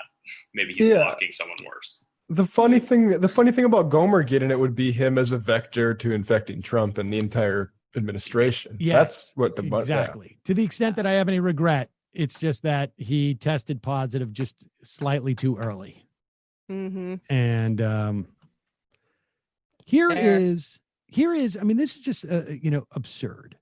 Look, there is every reason for there to be a tremendous amount of controversy about reopening schools. And the controversy changes when you talk about elementary school, middle school, high school. The controversy changes based upon what is the spread of the virus within the community in which that school sits. The controversy changes when you have a sense of, what kind of resources are there and who are the kids that these schools are serving and what are the downsides of them not being at school on a regular basis. That ranges from educational concerns to, frankly, their safety concerns and their health concerns and their nutrition concerns. I mean, and then you have questions as to, what is the demographic of the teachers there? What are the age cohorts of the teachers? How much risk are they susceptible to? I mean, there's a whole host of issues that are unique to every area. So the question of schools, I think it's perfectly valid for people to be debating this. But the idea, and it's even like, you can even make it, I think it seems perfectly legitimate to me to say, like, can we really expect kids to wear masks? That's just one more factor in the context. But the idea that the research on masks is mixed is absurd. And thusly, I give you South Dakota Governor Kristi Noem. The mask situation with kids and with adults is very mixed research, and the science has not proven what's effective and what isn't and what type of mask. We have to stay objective when we look at it and really look at still the most helpful thing that you can do each and every day to help slow down the spread of the virus is to wash your hands. I mean, this is information that is months old. It is months old. She's wrong. She's 100% wrong. I got a reply on YouTube. I made this point yesterday, but this guy makes it much better. But I also have an interview with Stanford scientists. The question that was placed to these Stanford scientists, I can't remember where this piece is from now. How do cloth face coverings prevent the spread of COVID-19? One scientist, it's important to understand the concept of source control. We've learned that as many as 40% of people infected with the virus that causes COVID-19 may have no symptoms. But when they talk, cough, or sneeze, they can spread the virus to others in the form of respiratory droplets expelled into the air. I mean, it's hard for me to imagine that anybody listening to this right now isn't aware of this. And I know it's redundant, but we have a governor of a state who is pretending that there is like controversy over the use of masks. These droplets evaporate into fine particles that may linger. The mask traps these larger droplets before they can evaporate. So wearing a mask regularly can prevent spreading at the source, even when we don't know we're sick. Now, masks are just one way of prevention. And then another doctor says many people argue that cloth masks can't be effective because they can't filter out viral particles, which are extremely tiny. But as this is Larry Chu, he was referring to the other scientists, most of these particles leave the mouth and nose in much larger droplets that become smaller, even through evaporation as they move away from the body. Trapping droplets with the mask means not as nearly as many viral particles escape. If two people are wearing masks, the viral particles can travel about 5 feet away from each other, from the individual. When the infected person is not wearing a mask, those particles can float through the air 30 feet or more, stay alive for up to 30 hours. And then how do you respond to people who feel that wearing a mask can be harmful? Right? This is the video you see on InfoWars, where someone's sticking a CO2 measure in there and go in their mask and go, look at all the CO2 in there. Some people think that if you wear a mask for long periods of time, you trap and breathe in excess amounts of carbon dioxide, which could lead to brain damage. That's just not true. A properly constructed mask provides more than enough ventilation. In fact, one way to test if your mask is well made is to try and blow out a candle through the mask from about 1 foot away. If you can't do so, your mask might be too tightly woven. Other people feel that wearing a mask encourages people to touch their face to loosen their adherence to other safety precautions, like social distancing and hand washing. We found the opposite. Wearing a mask reminds people to continue to be cautious. With a mask on, you actually touch your face less. And then someone on YouTube helped me with the specifics of the point I was making about the relative size of coronavirus molecule and CO2. The SARS-CoV-2 virus particle is 100 nanometers in diameter. A CO2 molecule is 0.33 nanometers in diameter. So when I said yesterday it was like a golf ball to a beach ball, it's really more like a sand pebble, a little flick of sand to a beach ball. When we speak, we produce droplets between 20 and 2,000 micrometers in diameter. Note that a micrometer is 1,000 times larger than a nanometer. Let's give you a sense of what's going on with this stuff. So, I don't know. It's insanity to see a governor saying that, but I guess that's the president's been saying it. So I guess, Our girl is looking good, though. She looks like she's ready to get beamed up to that space fascist mothership, and she got a blowout to prepare. There you go. It's so scary to me. Like, I remember about a month ago, my parents were taking this seriously just because of who their son was. But you can always tell, like, the sort of cultural weight that is bearing on them. And, I heard jokes about people wearing masks in cars unnecessarily. It's like, why are we talking about this? And then, like, a month ago, it's like, we're really going to start taking masks seriously. And it looks like finally in North Dakota, people might start be wearing masks outside like this week because of a final spike there. It's just, I don't know. It seems like just how dumb our media allows people to continue on, because a lot of this is like local news, which that's super understaffed and corporate anyway, and then you get Fox News blaring this crap out like Tucker. It's demoralizing. It's worse than understaffed at local news. Here's a story in CNN from yesterday. Local television stations owned by the Sinclair Broadcast Group are set to air a conspiracy theory over the weekend that suggests Dr. Anthony Fauci, the nation's top expert on infectious diseases, was responsible for the creation of the coronavirus. Now, of course, you're not going to go out and wear a mask and let Fauci win, the evil Fauci. He wanted a job. He wanted to feel, it's like Munchausen syndrome. But he's doing it for a whole country. He just wants to be the guy. That's how he got to throw out the baseball thing. And it's going to be, the segment apparently rolled on over the weekend on America This Week, hosted by anybody? Yes, Eric Bowling. Yes. Bowling spoke with Judy Minkowitz, the medical researcher featured in the discredited Plandemic video. Throughout the segment, on-screen graphic read, "Did Dr. Fauci create COVID-19?" This is on your local news affiliate from Sinclair Media. Wait, are they saying that he created the actual virus or that he made it up because it's not real? There are the origins of the virus. This is a theory. Were in the United States. This is from this guy, Larry Klayman. Now, to be fair. Okay.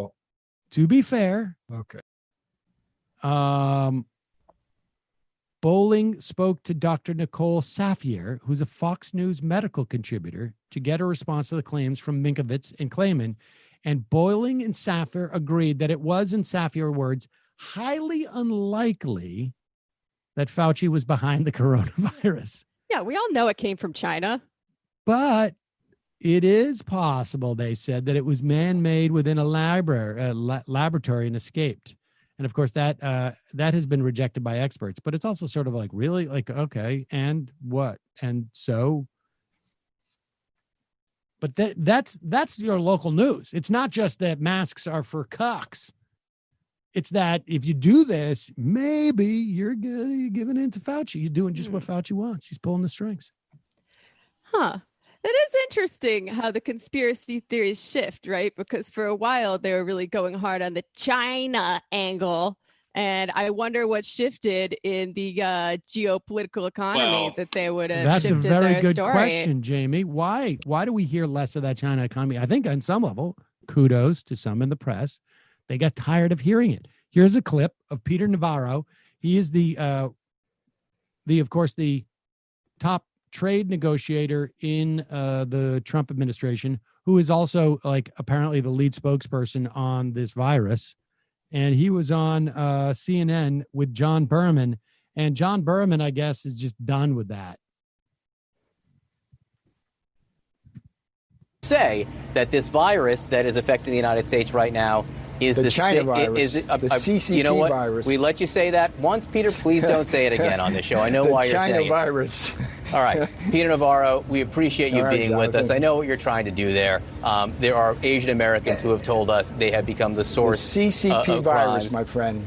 We love the Chinese people, Jonathan. They are hardworking, and they are under the boot of an authoritarian government. Peter Navarro, we appreciate you being with us. Thank you very much. Congratulations on the Kodak deal. That was a great win for America. Okay, Peter Navarro, thanks very much. Wow. Why am I? Wow. Yeah, Justin Barragona, who's I think he's at the Daily Beast, and he founded the Contemptor, pointed out that he's done this on CNN multiple times, and they keep having him on because I think CNN actually likes putting stuff out like this. And so they're just doing it. It's performance. Yeah. I like how he piled a little microaggression on top of a macroaggression there. He was like, oh, I love the Chinese. They're hardworking little fellas, you know? Exactly. Exactly. Let me make a blanket statement about billions of people. They're very hard. They work hard. It's not a bad strategy. Just get yourself kicked off. It's like your coaches getting themselves thrown out of a game they're losing. I mean, yeah. The base loves that. It's like their favorite thing, honestly. Like, they will continue to suffer through this as long as, someone goes on TV and tells the big bad media Jewish guy that, the China virus exists. Well, it's like when one of us goes on Fox, the only good way to do it is to get yourself kicked off and not invited back. But CNN's a bunch of cucks, so they just keep inviting him. Yep. And maybe they like the hate clicks. I don't know which one of these we should play. Maybe play both. These guys they're so bizarre. Dave Rubin is on with Pints with Aquinas. What is this? What is the show? Pints with Aquinas. That's Pints with Aquinas. St. Thomas Aquinas. A lot of ideas there. Well, Christian intellectual philosopher and saint. But also, I like to have a beer. Like, we're just having a beer. We're sitting around. Like, hey, Yeah, it's a disgusting title for a show. It's like, it's honestly like looking at these guys, like honestly, like just like dropping in on like, I don't know, like like the soft, like, you know, like what I imagine goes on at like prep schools when they're all like doing, you know, they're smoking pot and blowing it into their hit towels or whatever. Maybe that's, but here is Dave Rubin. And I like, is somebody, I feel like there is somebody who's just printing up these talking points, but when they get a hold of a frickin' analogy, Tim Pool, Dave Rubin, do they pass these things around and just like, maybe I'm going to have to go watch one of these dumb movies, but here's Dave Rubin again. Liberals are like Thanos. People on the left, they think that they can somehow build a perfect system. They will tell you, we're going to eliminate racism, we'll eliminate sexism, we'll eliminate homophobia. And now listen, I've never heard anybody, never mind on the left or the right for that matter, say we're going to eliminate homophobia or racism or xenophobia. I've heard people say we want to try and lessen it, and we would like to get rid of it, but we realize that it's going to be very difficult. I have heard people on the right, let's say on the Supreme Court, say there is no more racism. We hear them say all the time, there's no more racism in the country. There's no more systemic racism. But I haven't heard anybody say we're going to eliminate this. I don't even know how you would do that. But all right, so go back. Dave Rubin starting off with what he would call a straw man. People on the left, they think that they can somehow build a perfect system. They will tell you, we're going to eliminate racism, we'll eliminate sexism, we'll eliminate homophobia, and blah, blah, blah. Now, to do that, as I said before, you're going to have to kill a lot of people. They're basically Thanos from the Marvel movies, from Avengers. Thanos knew that there were finite resources in the universe. And what he said is, I will do the thing that no one else will do. I will wipe out half the living organisms in the universe. That's not, but he thought he was the good guy. The good guy doesn't kill half the people. So he sets up the straw man that the left thinks that they're going to eliminate all of these problems, and then slides in the other straw man that we're going to do that by killing everyone, half the people who have. Is that what is that the, am I reading? Did I hear that right? I wonder who's elaborating that on the left, because I feel like I listen to a lot of leftist voices, and like the murder of half of the country hasn't really come up in a lot of them. To be fair, Matt, maybe it's just the murder of a third of the country. Could be less. Yeah. I've definitely seen like some really galaxy brain tankies on Twitter who like want to send people to the gulag if they misgender somebody, but I would say that they're in the minority. Right, but even the gulag they don't want to killing. Right, yeah. No capital punishment. You get to live, you know, you get some books to read, maybe some work to do. It's fine. It just feels like that what happens is that somehow like Rubin and maybe Tim Pool, maybe they get paid per Thanos reference. And so they've got to force this stuff into a Thanos frame where they've got to claim that the left wants to kill all people who are racist and xenophobic and transphobic and misogynistic. Big Thanos. Big Thanos. You know what I'm going to have to do? I'm going to have to watch that dumbass movie. Oh, I don't even know what it is. What movie is it? Avengers Endgame, probably, I think, is the one. Does that mean I'm going to have to watch all the Avengers up to that? No, that was the best part is when I saw it, when I was telling Matt and Sam about this, when I had Movie Pass, I would go to the movie theater near the office on Fridays for like the 4:00 show where nobody was. And I saw that movie and I was like, I'm not going to know anything. And they just lay out all the exposition for you. You know everything about the universe within the first 45 minutes. So. Oh, good. All right. Well, I might have to watch it. It's a terrible movie, though. Sorry. Oh, really? I really don't like movies based on comic books in general. I agree. Yeah. Well, I'll tell you what else you shouldn't like is going through the whole Jim Carrey over. It's because of my son I have to do that. That was a nightmare. nightmare. What about Star Wars, Jamie? It's fine. I saw the first 3 when I was a kid. I liked them. Haven't watched many since. When people talk about Star Wars, what is the thing that people celebrate, do you think? The story? Yeah, but what about the story? What is it about the story that people celebrate? I don't know. It's pretty epic. There's like some underdogs in there. It's fighting the evil empire, right? It's been a minute since I've seen it. It's the underdogs. It's the fighting of the evil empire. What if I was told you, no, the interesting part about that is the evil empire? What would you think of me, Jamie? I'd be intrigued. Yes. Well, I got someone I'd like to introduce you to. His name is Ben Shapiro. Oh, boy. Hey, Ben, I had a Star Wars question for you. Good times. I generally agree with your take on the sequel trilogy. I mean, even if you liked one of those episodes, the trilogy as a whole was just a failure, in my opinion. And I noticed that they had announced that there's another trilogy scheduled to begin in 2022. And just your opinion on, in an ideal world where Disney was getting it right, what would you like to see that next trilogy be about? So I've said before that I think that there's a great series to be made on Darth Plagueis. I think that there's a great series to be made on Darth Bane. Like the truth is that what makes the Star Wars universe interesting is the dark side of the Force. And so all the focus on the Jedi is actually a lot less interesting than the focus on the dark side of the Force and its seductiveness. So I guess that the High Republic is supposed to be they're sort of prequels. It's based on other Jedi, which is fine. I mean, that's all fine.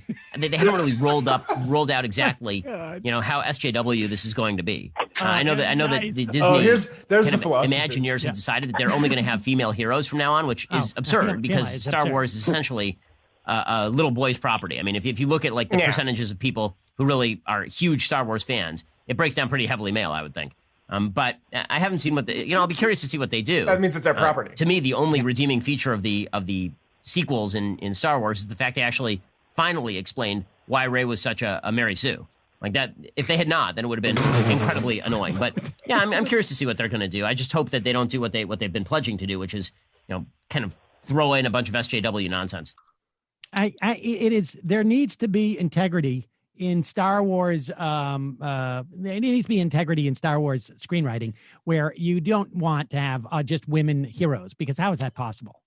Also, speaking of little boys, I just want to share this picture of Ben Shapiro and Dan Crenshaw, who's also looked like he'd be tactically valuable for sneaking into tight spaces there. Oh my God. Is Ben Shapiro still 12? Is he still like when he came on the scene? He was like 15. He's a literal fetus. He just said that his favorite thing is a property of little boys. Like he's 36. Adolescence. He's 36. He's 36, and he's older than me. That is so weird. It is so weird that this guy is that invested in Star Wars. Like, I've got all the figures. I'm getting it in Legos, and I'm also getting it in Playmobil.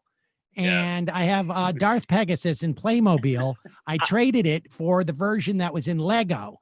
And that, of course, was a mistake because I didn't realize that my mom had bought me that for the second night of Hanukkah. And so had I known, I wouldn't have traded that one away. Yeah, I really hope special episode of Ben Shapiro Show for patrons. So I'll just be going through my Funko Pop collection all day, and it's going to be great. I really hope they do a movie where you get to see a stormtrooper go into an urban area that's under riot and see them impose order. I'd like to see that. That's from the dark side of the Force sort of angle. But I am just terribly disgusted in the way that they are centering women in this, because that is completely fantastical.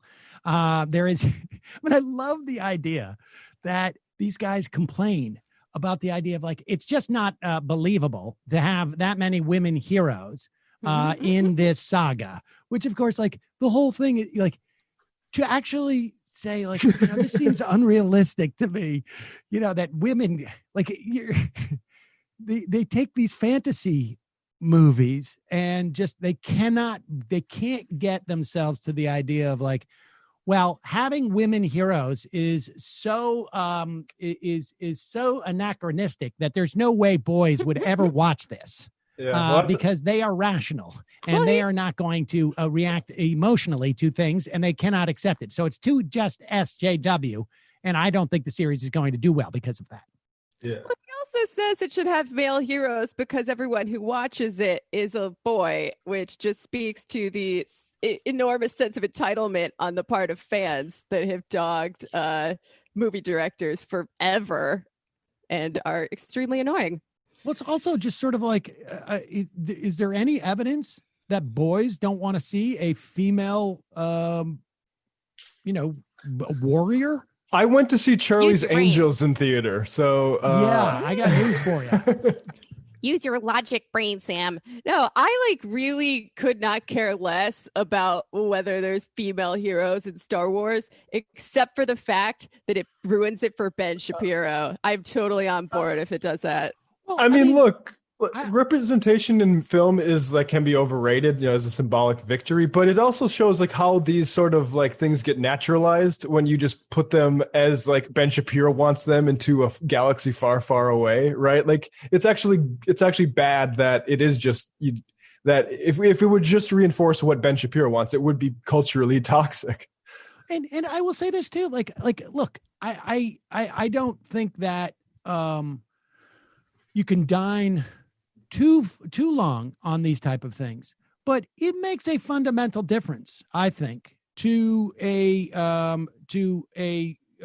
girl watching these movies. I mean, I watched Star Wars with my daughter, that they can see women represented in these roles just like men. I mean, there's I'm not saying it's it should be baseline. It should be baseline. You should be able to watch a movie, and regardless of your, your gender or your race or whatever it is, and see at least some notion that someone like you can be a hero. And, I think it's probably taken for granted, maybe, but I think it's taken for granted by people who are like me, white males who grew up with every single hero was white male. It was Charlie's Angels was whoa, this is radical. These and they still report to a man. Fortunately, they were still directed by two men, actually, Charlie and Bosley or Boswell or whatever the guy's name was, because they couldn't possibly strategize on their own. But I mean, it should just be par for the course. And we should get to the point where that's not what we're talking about, because it's no longer important, because it's just not an issue anymore. Yeah, I mean, I think cultural shifts generally follow shifts in power in society and not the other way around. But certainly it's better to have female heroes than not to have them, if I have to make that choice. Also, go ahead. Well, I don't know. Look, I can tell you that from the perspective of Shapiro, I don't know if Shapiro exactly, but certainly from whence he came, Breitbart felt that politics were downstream from culture. Yeah, I mean, I think they're wrong about that. I mean, because one counterpoint is look at the black billionaire, right? As black wealth has been completely just destroyed. That would be one counterpoint, that black people are more represented in media than they were 40 years. I mean, this is hard to say true, because you had the Cosby shows and you had more than I think we remember back then. But I think that it's masking robbery, honestly, the representation of that when it's done in the context of, wealth inequality like we're seeing today. Yeah. I mean, I think there's a difference between sort of archetypes and then what the stories are themselves. Mm-hmm. And the stories also, also, again, if they can function to tell a lie, they can also function to tell a truth, right? I mean, if there is value to capital to tell a lie in these shows about what's going on, then there must be some efficacy to it, right? Another thing. Go ahead. Go ahead. I was just going to say, the other thing that's interesting is, outside the specific conversation, then when the New York Times calls him the cool kids philosopher, you see how kids get onto this crap, right? Because they probably, some Star Wars content. They all, him and Rubin and Tim Pool, they just talk about kid shit all day. and get clicks from these kids. Yeah. Yeah, Sam, we're just going to have to start you a I Funko know Pop it. collection. Honestly, like all I'm thinking is like, shit. Can we talk about Spider-Verse? Because that was pretty cool. Meanwhile, Reagan wants us to cancel Paw Patrol. It's like, Reagan, why are you closing these avenues down to us? Yeah, I mean, they get to have their Joe Camel and Ben Shapiro. Let us have ours. Exactly. Well, Paw Patrol might be a little bit younger than our demo. It's good to start them young. We can get in before they get to Thanos and Star Wars. That's right. Mm-hmm. I think Chase made it really clear. Chase always was willing to do whatever. I can't remember the other guy's name. I can't remember any of it. I blocked it out. That was a tough time for me. Calling from a 319. I got Saul watching Phineas and Ferb now, and so I'm feeling a little bit better. Calling from a 319 area code. Who's this? Where are you calling from? Hi, Sam. This is Michael from Rochester, New York. Michael from Rochester. What's on your mind? Okay, I have this written down so I can not take up too much of your time. First of all, I want to say I love the show, and I'm so sorry to all of you about Michael. Thank you. I also want to mention to Brendan and Matt that I sent an email to the Gmail account a little while ago with the subject line, "Please say his name." It's about a soapbox that Sam and I share an enthusiasm for. Hope you check it out. I think you'll like it. The thing I wanted to talk about is that, to me, it seems like progressives who want to build like lasting change on all the policy fronts that Biden and Bernie had task forces on are sort of missing the big lessons from the last 40 years and are putting the cart before the horse. It seems to me obvious, but maybe it's not obvious to everyone, that the first sort of agenda item needs to be rolling back all of the institutional and systemic advantages that Republicans have built into the whole system for themselves, which make it possible for morons like Louis Gohmert to keep winning, even though he doesn't know anything. So my hobby horse is to try to bring more attention to fixing the electoral process, gerrymandering, stuff like that, the terrible Senate campaign finance, but also specifically, and this is what never gets talked about, is fixing the judiciary, which can in fact be done with a majority in both houses of Congress and the president.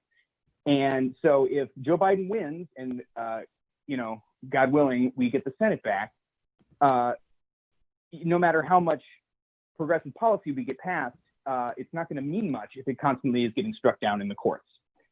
And so that brings me to my ask, which is that you help sort of move the Overton window on this by discussing the problems with the judiciary more. And specifically, I'd love it if you could put a bug in Chris Hayes' ear about it. Yeah, Sam never talks about the problems with the judiciary. I was gonna say, like, I sort of feel like that. I've been pretty, maybe not in over the past couple of months because during COVID, but I feel like we do spend a lot of time on the judiciary, and I mean, I agree with you. I think that specifically, I love to.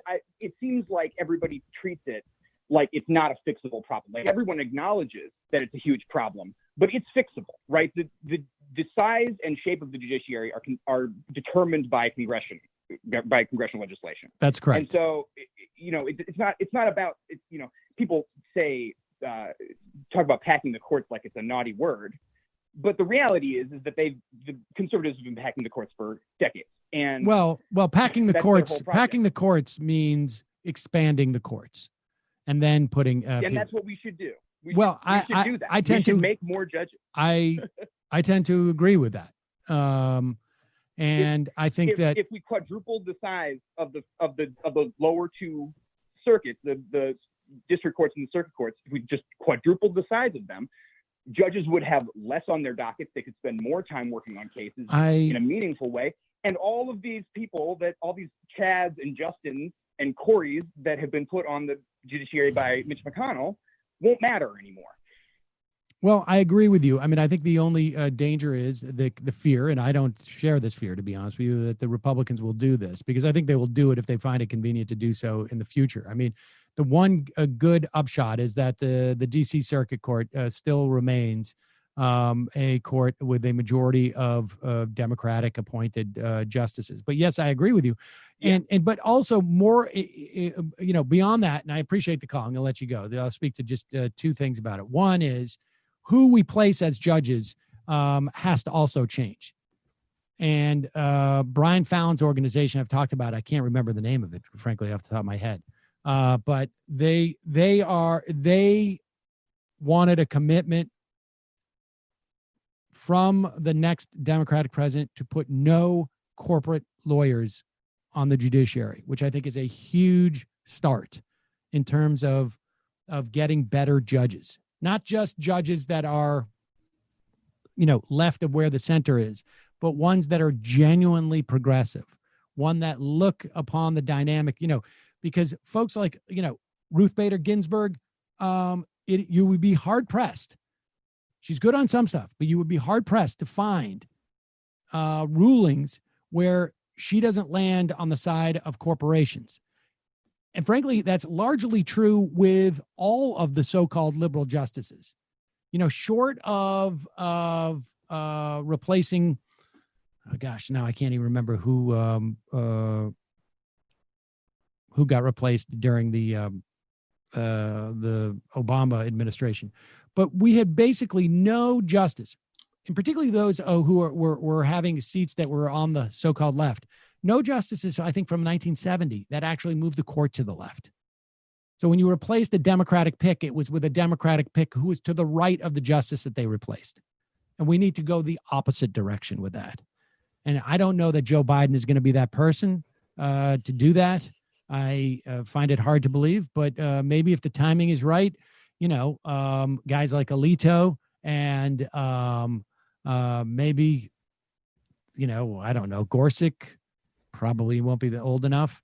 Will be retiring when President Ocasio-Cortez has a pick. So one can only hope. Knock on wood. But I will also say the broader point about Democrats when they get into office, the first thing they should do is they should fix the Voting Rights Act if they have all three houses.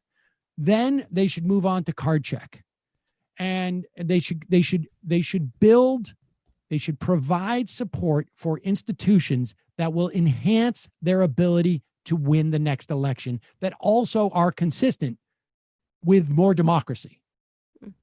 Well, they don't want too much democracy, though, right? Because if unions had power independent of the Democratic Party, they might not be at their beck and call. Or they might just control the Democratic Party, which I think was, well, first off, we had a problem with Taft-Hartley. That was a long time ago. But then they were stripped of their power in the context of the primaries for the sake of democracy on some level. I don't think it worked out very well, but. Yeah. I mean, Democrats also just need to acknowledge that the courts are political and have been forever, whether you're trying to appoint quote unquote apolitical choices, aka, conservative centrists, or more progressive choices. Both those things are political. Stop pretending that they're not. Yeah, democracy. Go ahead. No, go ahead. I was going to say democracy is something that needs to be cultivated and protected and not just managed. And I think that's the problem with the Democrats is the Republicans see they see what they can do with the deep state. Trump gets his judges and stuff like that. Democrats need to do these things that can help them actually build power.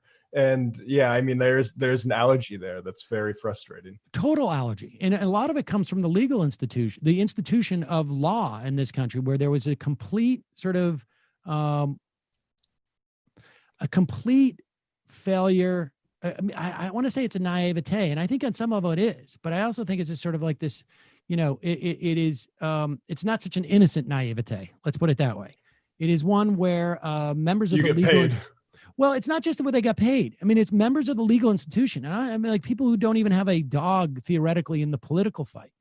Members of the legal institution who want to perceive the institution of law in this country as a priesthood, as some type of like avocation. And it was impossible for them. And this is, we came across this, in the wake of the 2000 election. It was impossible for them to see the Supreme Court as a political body, because therefore it was like basically saying like God doesn't exist.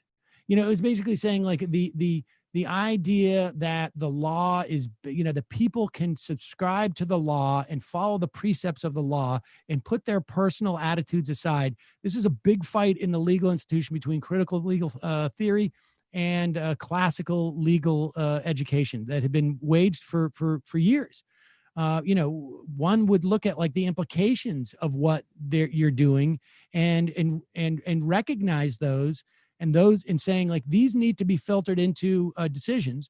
And the other side was like, we can't do that. We need total adherence to the law, and we just have to follow the law. But there's that, that's absurd. People don't fundamentalist. Yeah, it's also it's like you can't be a textualist. You can't know what was in their minds. It's just absurd. It's an absurd thing. And even those like Breyer, who sees the Constitution as a living document, one that can mean something different in the year 2020 than it did in 1920, because of how our definitions and our perceptions change of the actual world. Even that is, a liberal idea, but it is when you are faced with illiberalism in that way, you have to realize that, like, it is a politicized body, period. And that story that was just put out, again, I don't even know where it was. It really, I think, indicates that. And I think, like, Brian Fallon's organization is Demand Justice, Brendan's telling me. And Sotomayor, yes, was to the left of Souter. And that was the first time. But it wasn't. I'd have to go through their cases to see. I don't know if it was like, I think that's an accurate statement, but it's probably not as much of a slam dunk as you might want. But yes, Sotomayor was to the left of Souter, but I think that was the first pick, and that was replacing a Republican pick too. So, well, we'll endeavor to persevere. Let's take one more phone call, then we'll get some IMs. We'll get out of here. I can. Calling from a 336 area code. Who's this? Where are you calling from? 336? Hi, can you hear me? Yes. Who's this? Where are you calling from? Yeah, this is Cameron from North Carolina. How are you doing? I'm doing good, Cameron. You are the final caller of the day. Awesome. Very quickly, I just wanted to definitely send my sympathies about Michael. He was someone who I got hooked on and got me on in different political things. But what I wanted to say is something that's going to be a story coming up that we've been up to here in Winston-Salem. We had at our detention center a death that was covered up for 7 months. A man named John Neville. The staff there watched him have a medical emergency for several minutes while he was restrained, claimed he could not breathe, and he stopped breathing, and eventually was taken to hospital and died there. And this came out in July. He died in December. Hey. And it's our understanding now that they are potentially about to release the video on Friday. And everything we've heard about it is that it's, as gruesome, you think. Wow. And we have been occupying a part of downtown, not far from the detention center, with several demands to our sheriff and to our district attorney regarding this case. There's several weird things about it. No more than they hid it for 7 months, and even potentially sounds like they hid it from the county court next door. That was actually where he supposedly committed the crime. I think he was actually charged for not appearing at his court date. a month later after he died. Jeez. Because it was not announced, because he did not die in hospital, and that they put him on an ROR.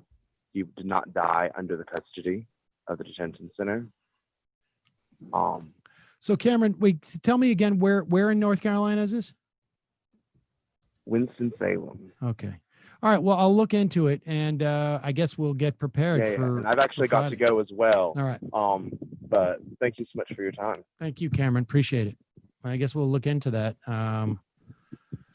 Disarm, defund, abolish. The data calls for it. Every time I hear one of these stories, more and more.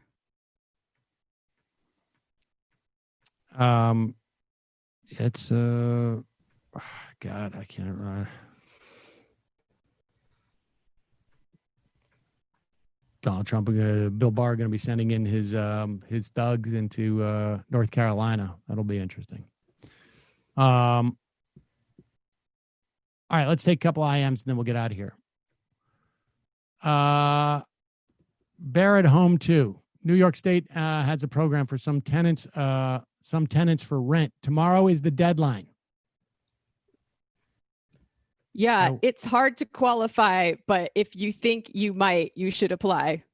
COVID rent relief program. That's what it's called. COVID rent relief program. Apply if you need some help. I mean, who knows? 10 lawn gnomes. In regards to Trump trying to block or not accept the election, wouldn't the states gathering their electors on December 16th be the main target? Can those meetings be done remotely?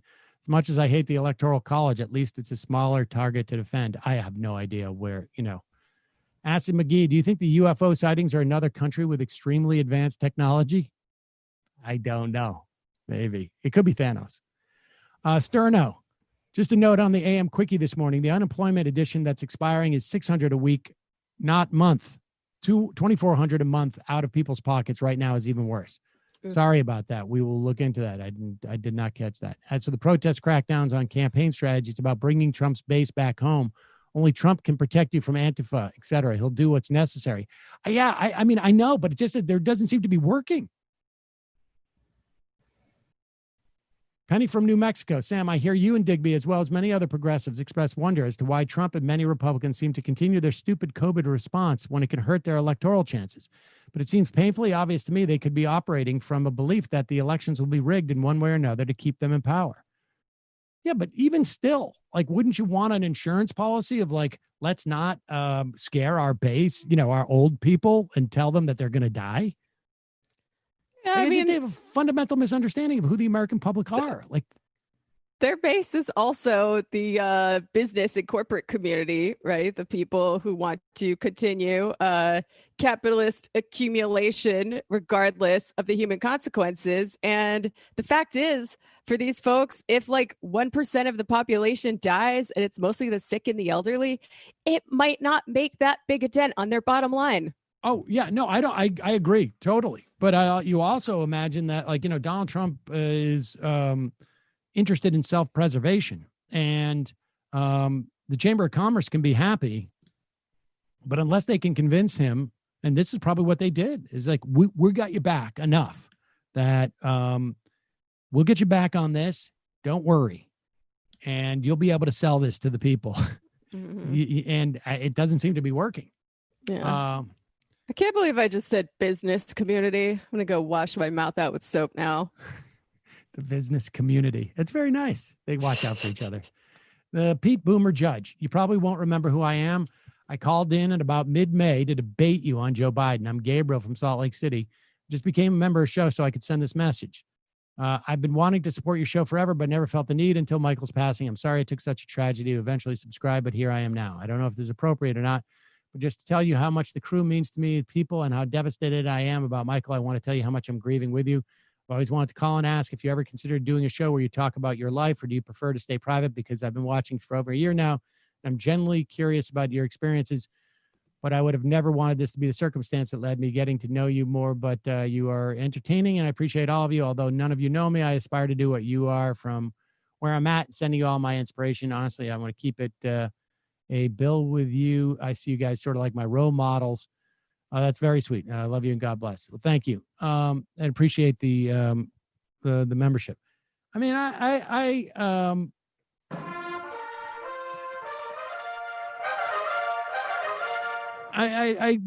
tend to draw, some parameters around my personal life. There's some stuff I talk about, like I complain about my kids, and I'll tell stories from my wild years that were really not that wild, but yeah, we got the walking in Memphis story yesterday. That's right. That's one of my favorites that you've told me. Yeah, that's the first time I heard that one. I think. Is it? Maybe not. Yeah, I forgot exactly how it went, but I remember I was there there was a playwright there too, and I was talking to him, and yeah, the whole thing went sideways.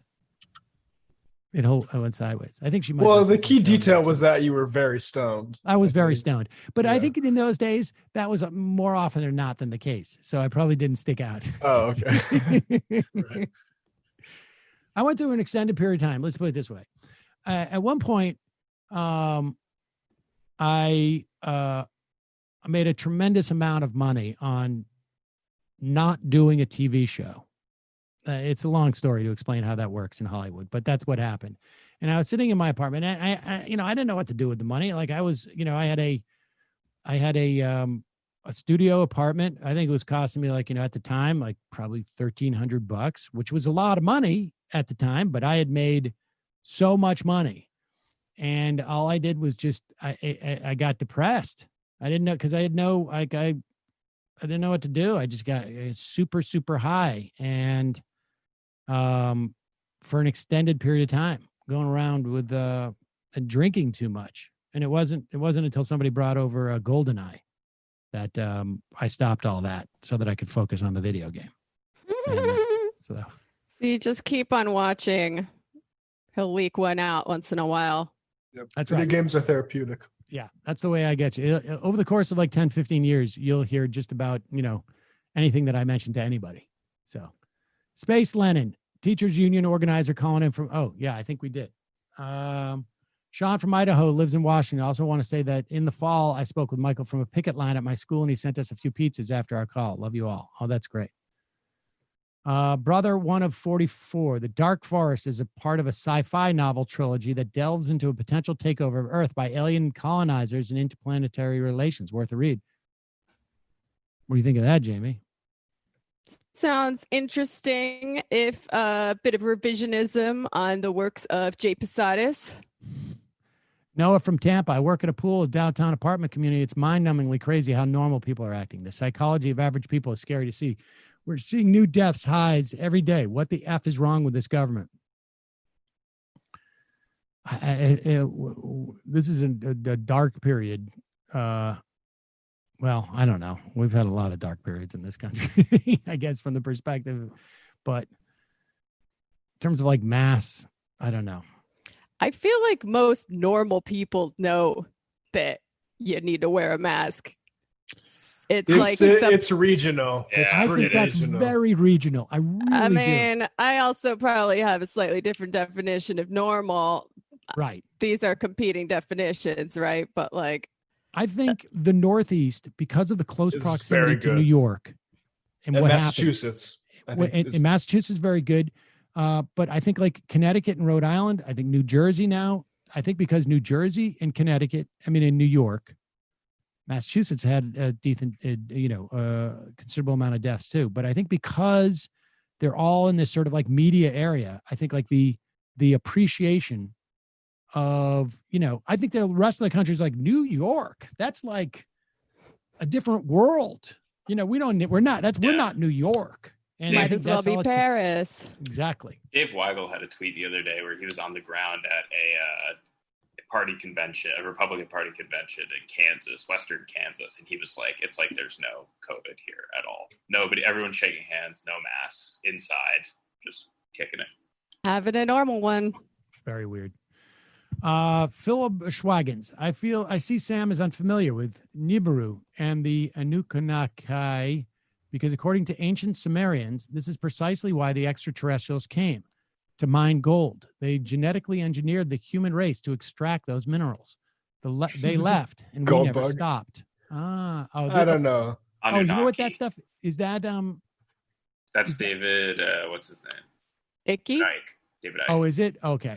See, I gotta say, aliens. I have to say, like, I'm skeptical of the economic, engine behind Posadism, but I'm even more skeptical of the gold bug economics behind David Icke's theories. So Posadism wins this round. Thank you. Why would they come for gold? Oh my god! That would be a good sort of March Madness bracket. Would be to put all the theories up against each other from different political ideologies. The far out ones. Hell yeah. A Square, Sam, to quote Mike, we're a failed state, mostly by design. Cannot entrust government to people who have such contempt for it. I no longer say this cannot get worse. The losses this year are just overwhelming, including the pass of Michael. Indeed. Phil from Boston, actually, Sam, you don't have to mail in the ballots via the mail. My mom dropped her ballot off directly to the clerk's office. So I guess in principle, foreign government could just drop off thousands of ballots in one go, which clearly would not be suspicious. I mean, I guess if you got like an American to come in, like, oh yeah, no. Well, I mean, I think they do ballot harvesting, but the problem is that you have to assume that the other people who you're pretending you are as you vote are not going to vote, because then all of a sudden the clerk will be like, wait a second, we got 2 votes from Matt Leck. Hello, I am Joe American, here to drop off ballot for self and 100 roommates. Right. I'm not from foreign country. I'm not from different country. I am from here.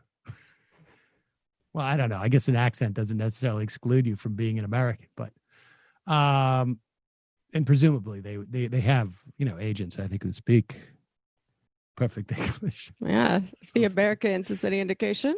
All right. Four more IMs and we're out here. Teacher Dan, interesting that alien intent came up in conversation prior to break. I'm doing pre-Columbus learning with if you were an alien, how would you? Thought experiment with 3rd graders. Then teach what Columbus actually did. By the way, how does school search selection work for you now? School search selection. Does anybody understand what that means? Like choosing the school your kids go to? Yeah, is that what that's what I assumed too. Yeah, weren't you like, a few years ago, like Mila picking a high school or something like that? Yeah, Mila just applied to a bunch of different high schools. I don't know. I guess in New York, it's just... It sounds like a nightmare in New York. It's gotten better for when Saul goes to middle school, it'll just be a lottery, which I'm good with. It's like, the kid's going to do well at schools. It'll get, cross section of parents involved in different schools. I think it's good. Myrrh 10. Sam, they are shallow swabbing for COVID testing. The technician inserted the regular old Q-tip, maybe a half an inch to my 28-year-old daughter's nose, wondering if the result is negative. And yes, this is Florida. I'm just so furious and horrified. If it doesn't tickle your brain, they did it wrong. Simple socialist. Barr's testimony just shows how easy it is the reactionary grift is. Coming from a suburban Mayo brain like myself, the idea that mail-in ballots are more susceptible to corruption is surface level plausible to me, coming from a position of exactly zero knowledge of how elections work. This is how reactionaries get away with things, because it's easier not to think about things to the point you will ignore explanations from people trying to explain it on a deeper level to you. I mean, I think there's some truth to that. 100%. That's the exact same thing with people when you talk about like voter ID laws and stuff like that too. I would also imagine it's like that with unemployment. I think one of the things, that COVID, like there was a whole new, a whole new cohort of people who are like, wait, this is unemployment? I thought it was like a vacation. Cat loving commie. Hello, Sam. Just wanted to share with you some of my frustrations regarding the upcoming massive voter fraud that foreign adversaries will be undertaking. Despite that generous stipend from George Soros, my secret cabal of radical Antifa soldiers been unable to interest Nicolas Maduro in printing millions of mail-in ballots to interfere with the upcoming election cycle. I'll keep you all posted. Trump's coronavirus, Doctor, it's pretty easy, actually. You just give them a lollipop and put on cartoons. And the final I am of the day.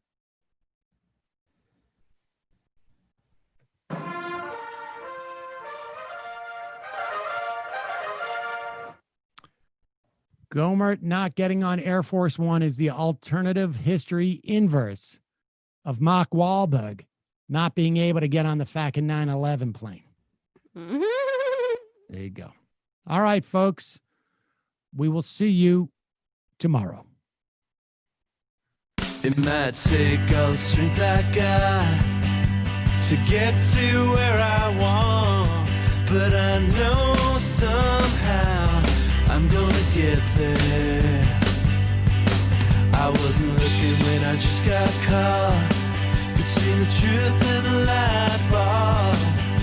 But finding out won't make me feel any better. Yeah, I know the clock is ticking, but the meds are gonna kick in, and my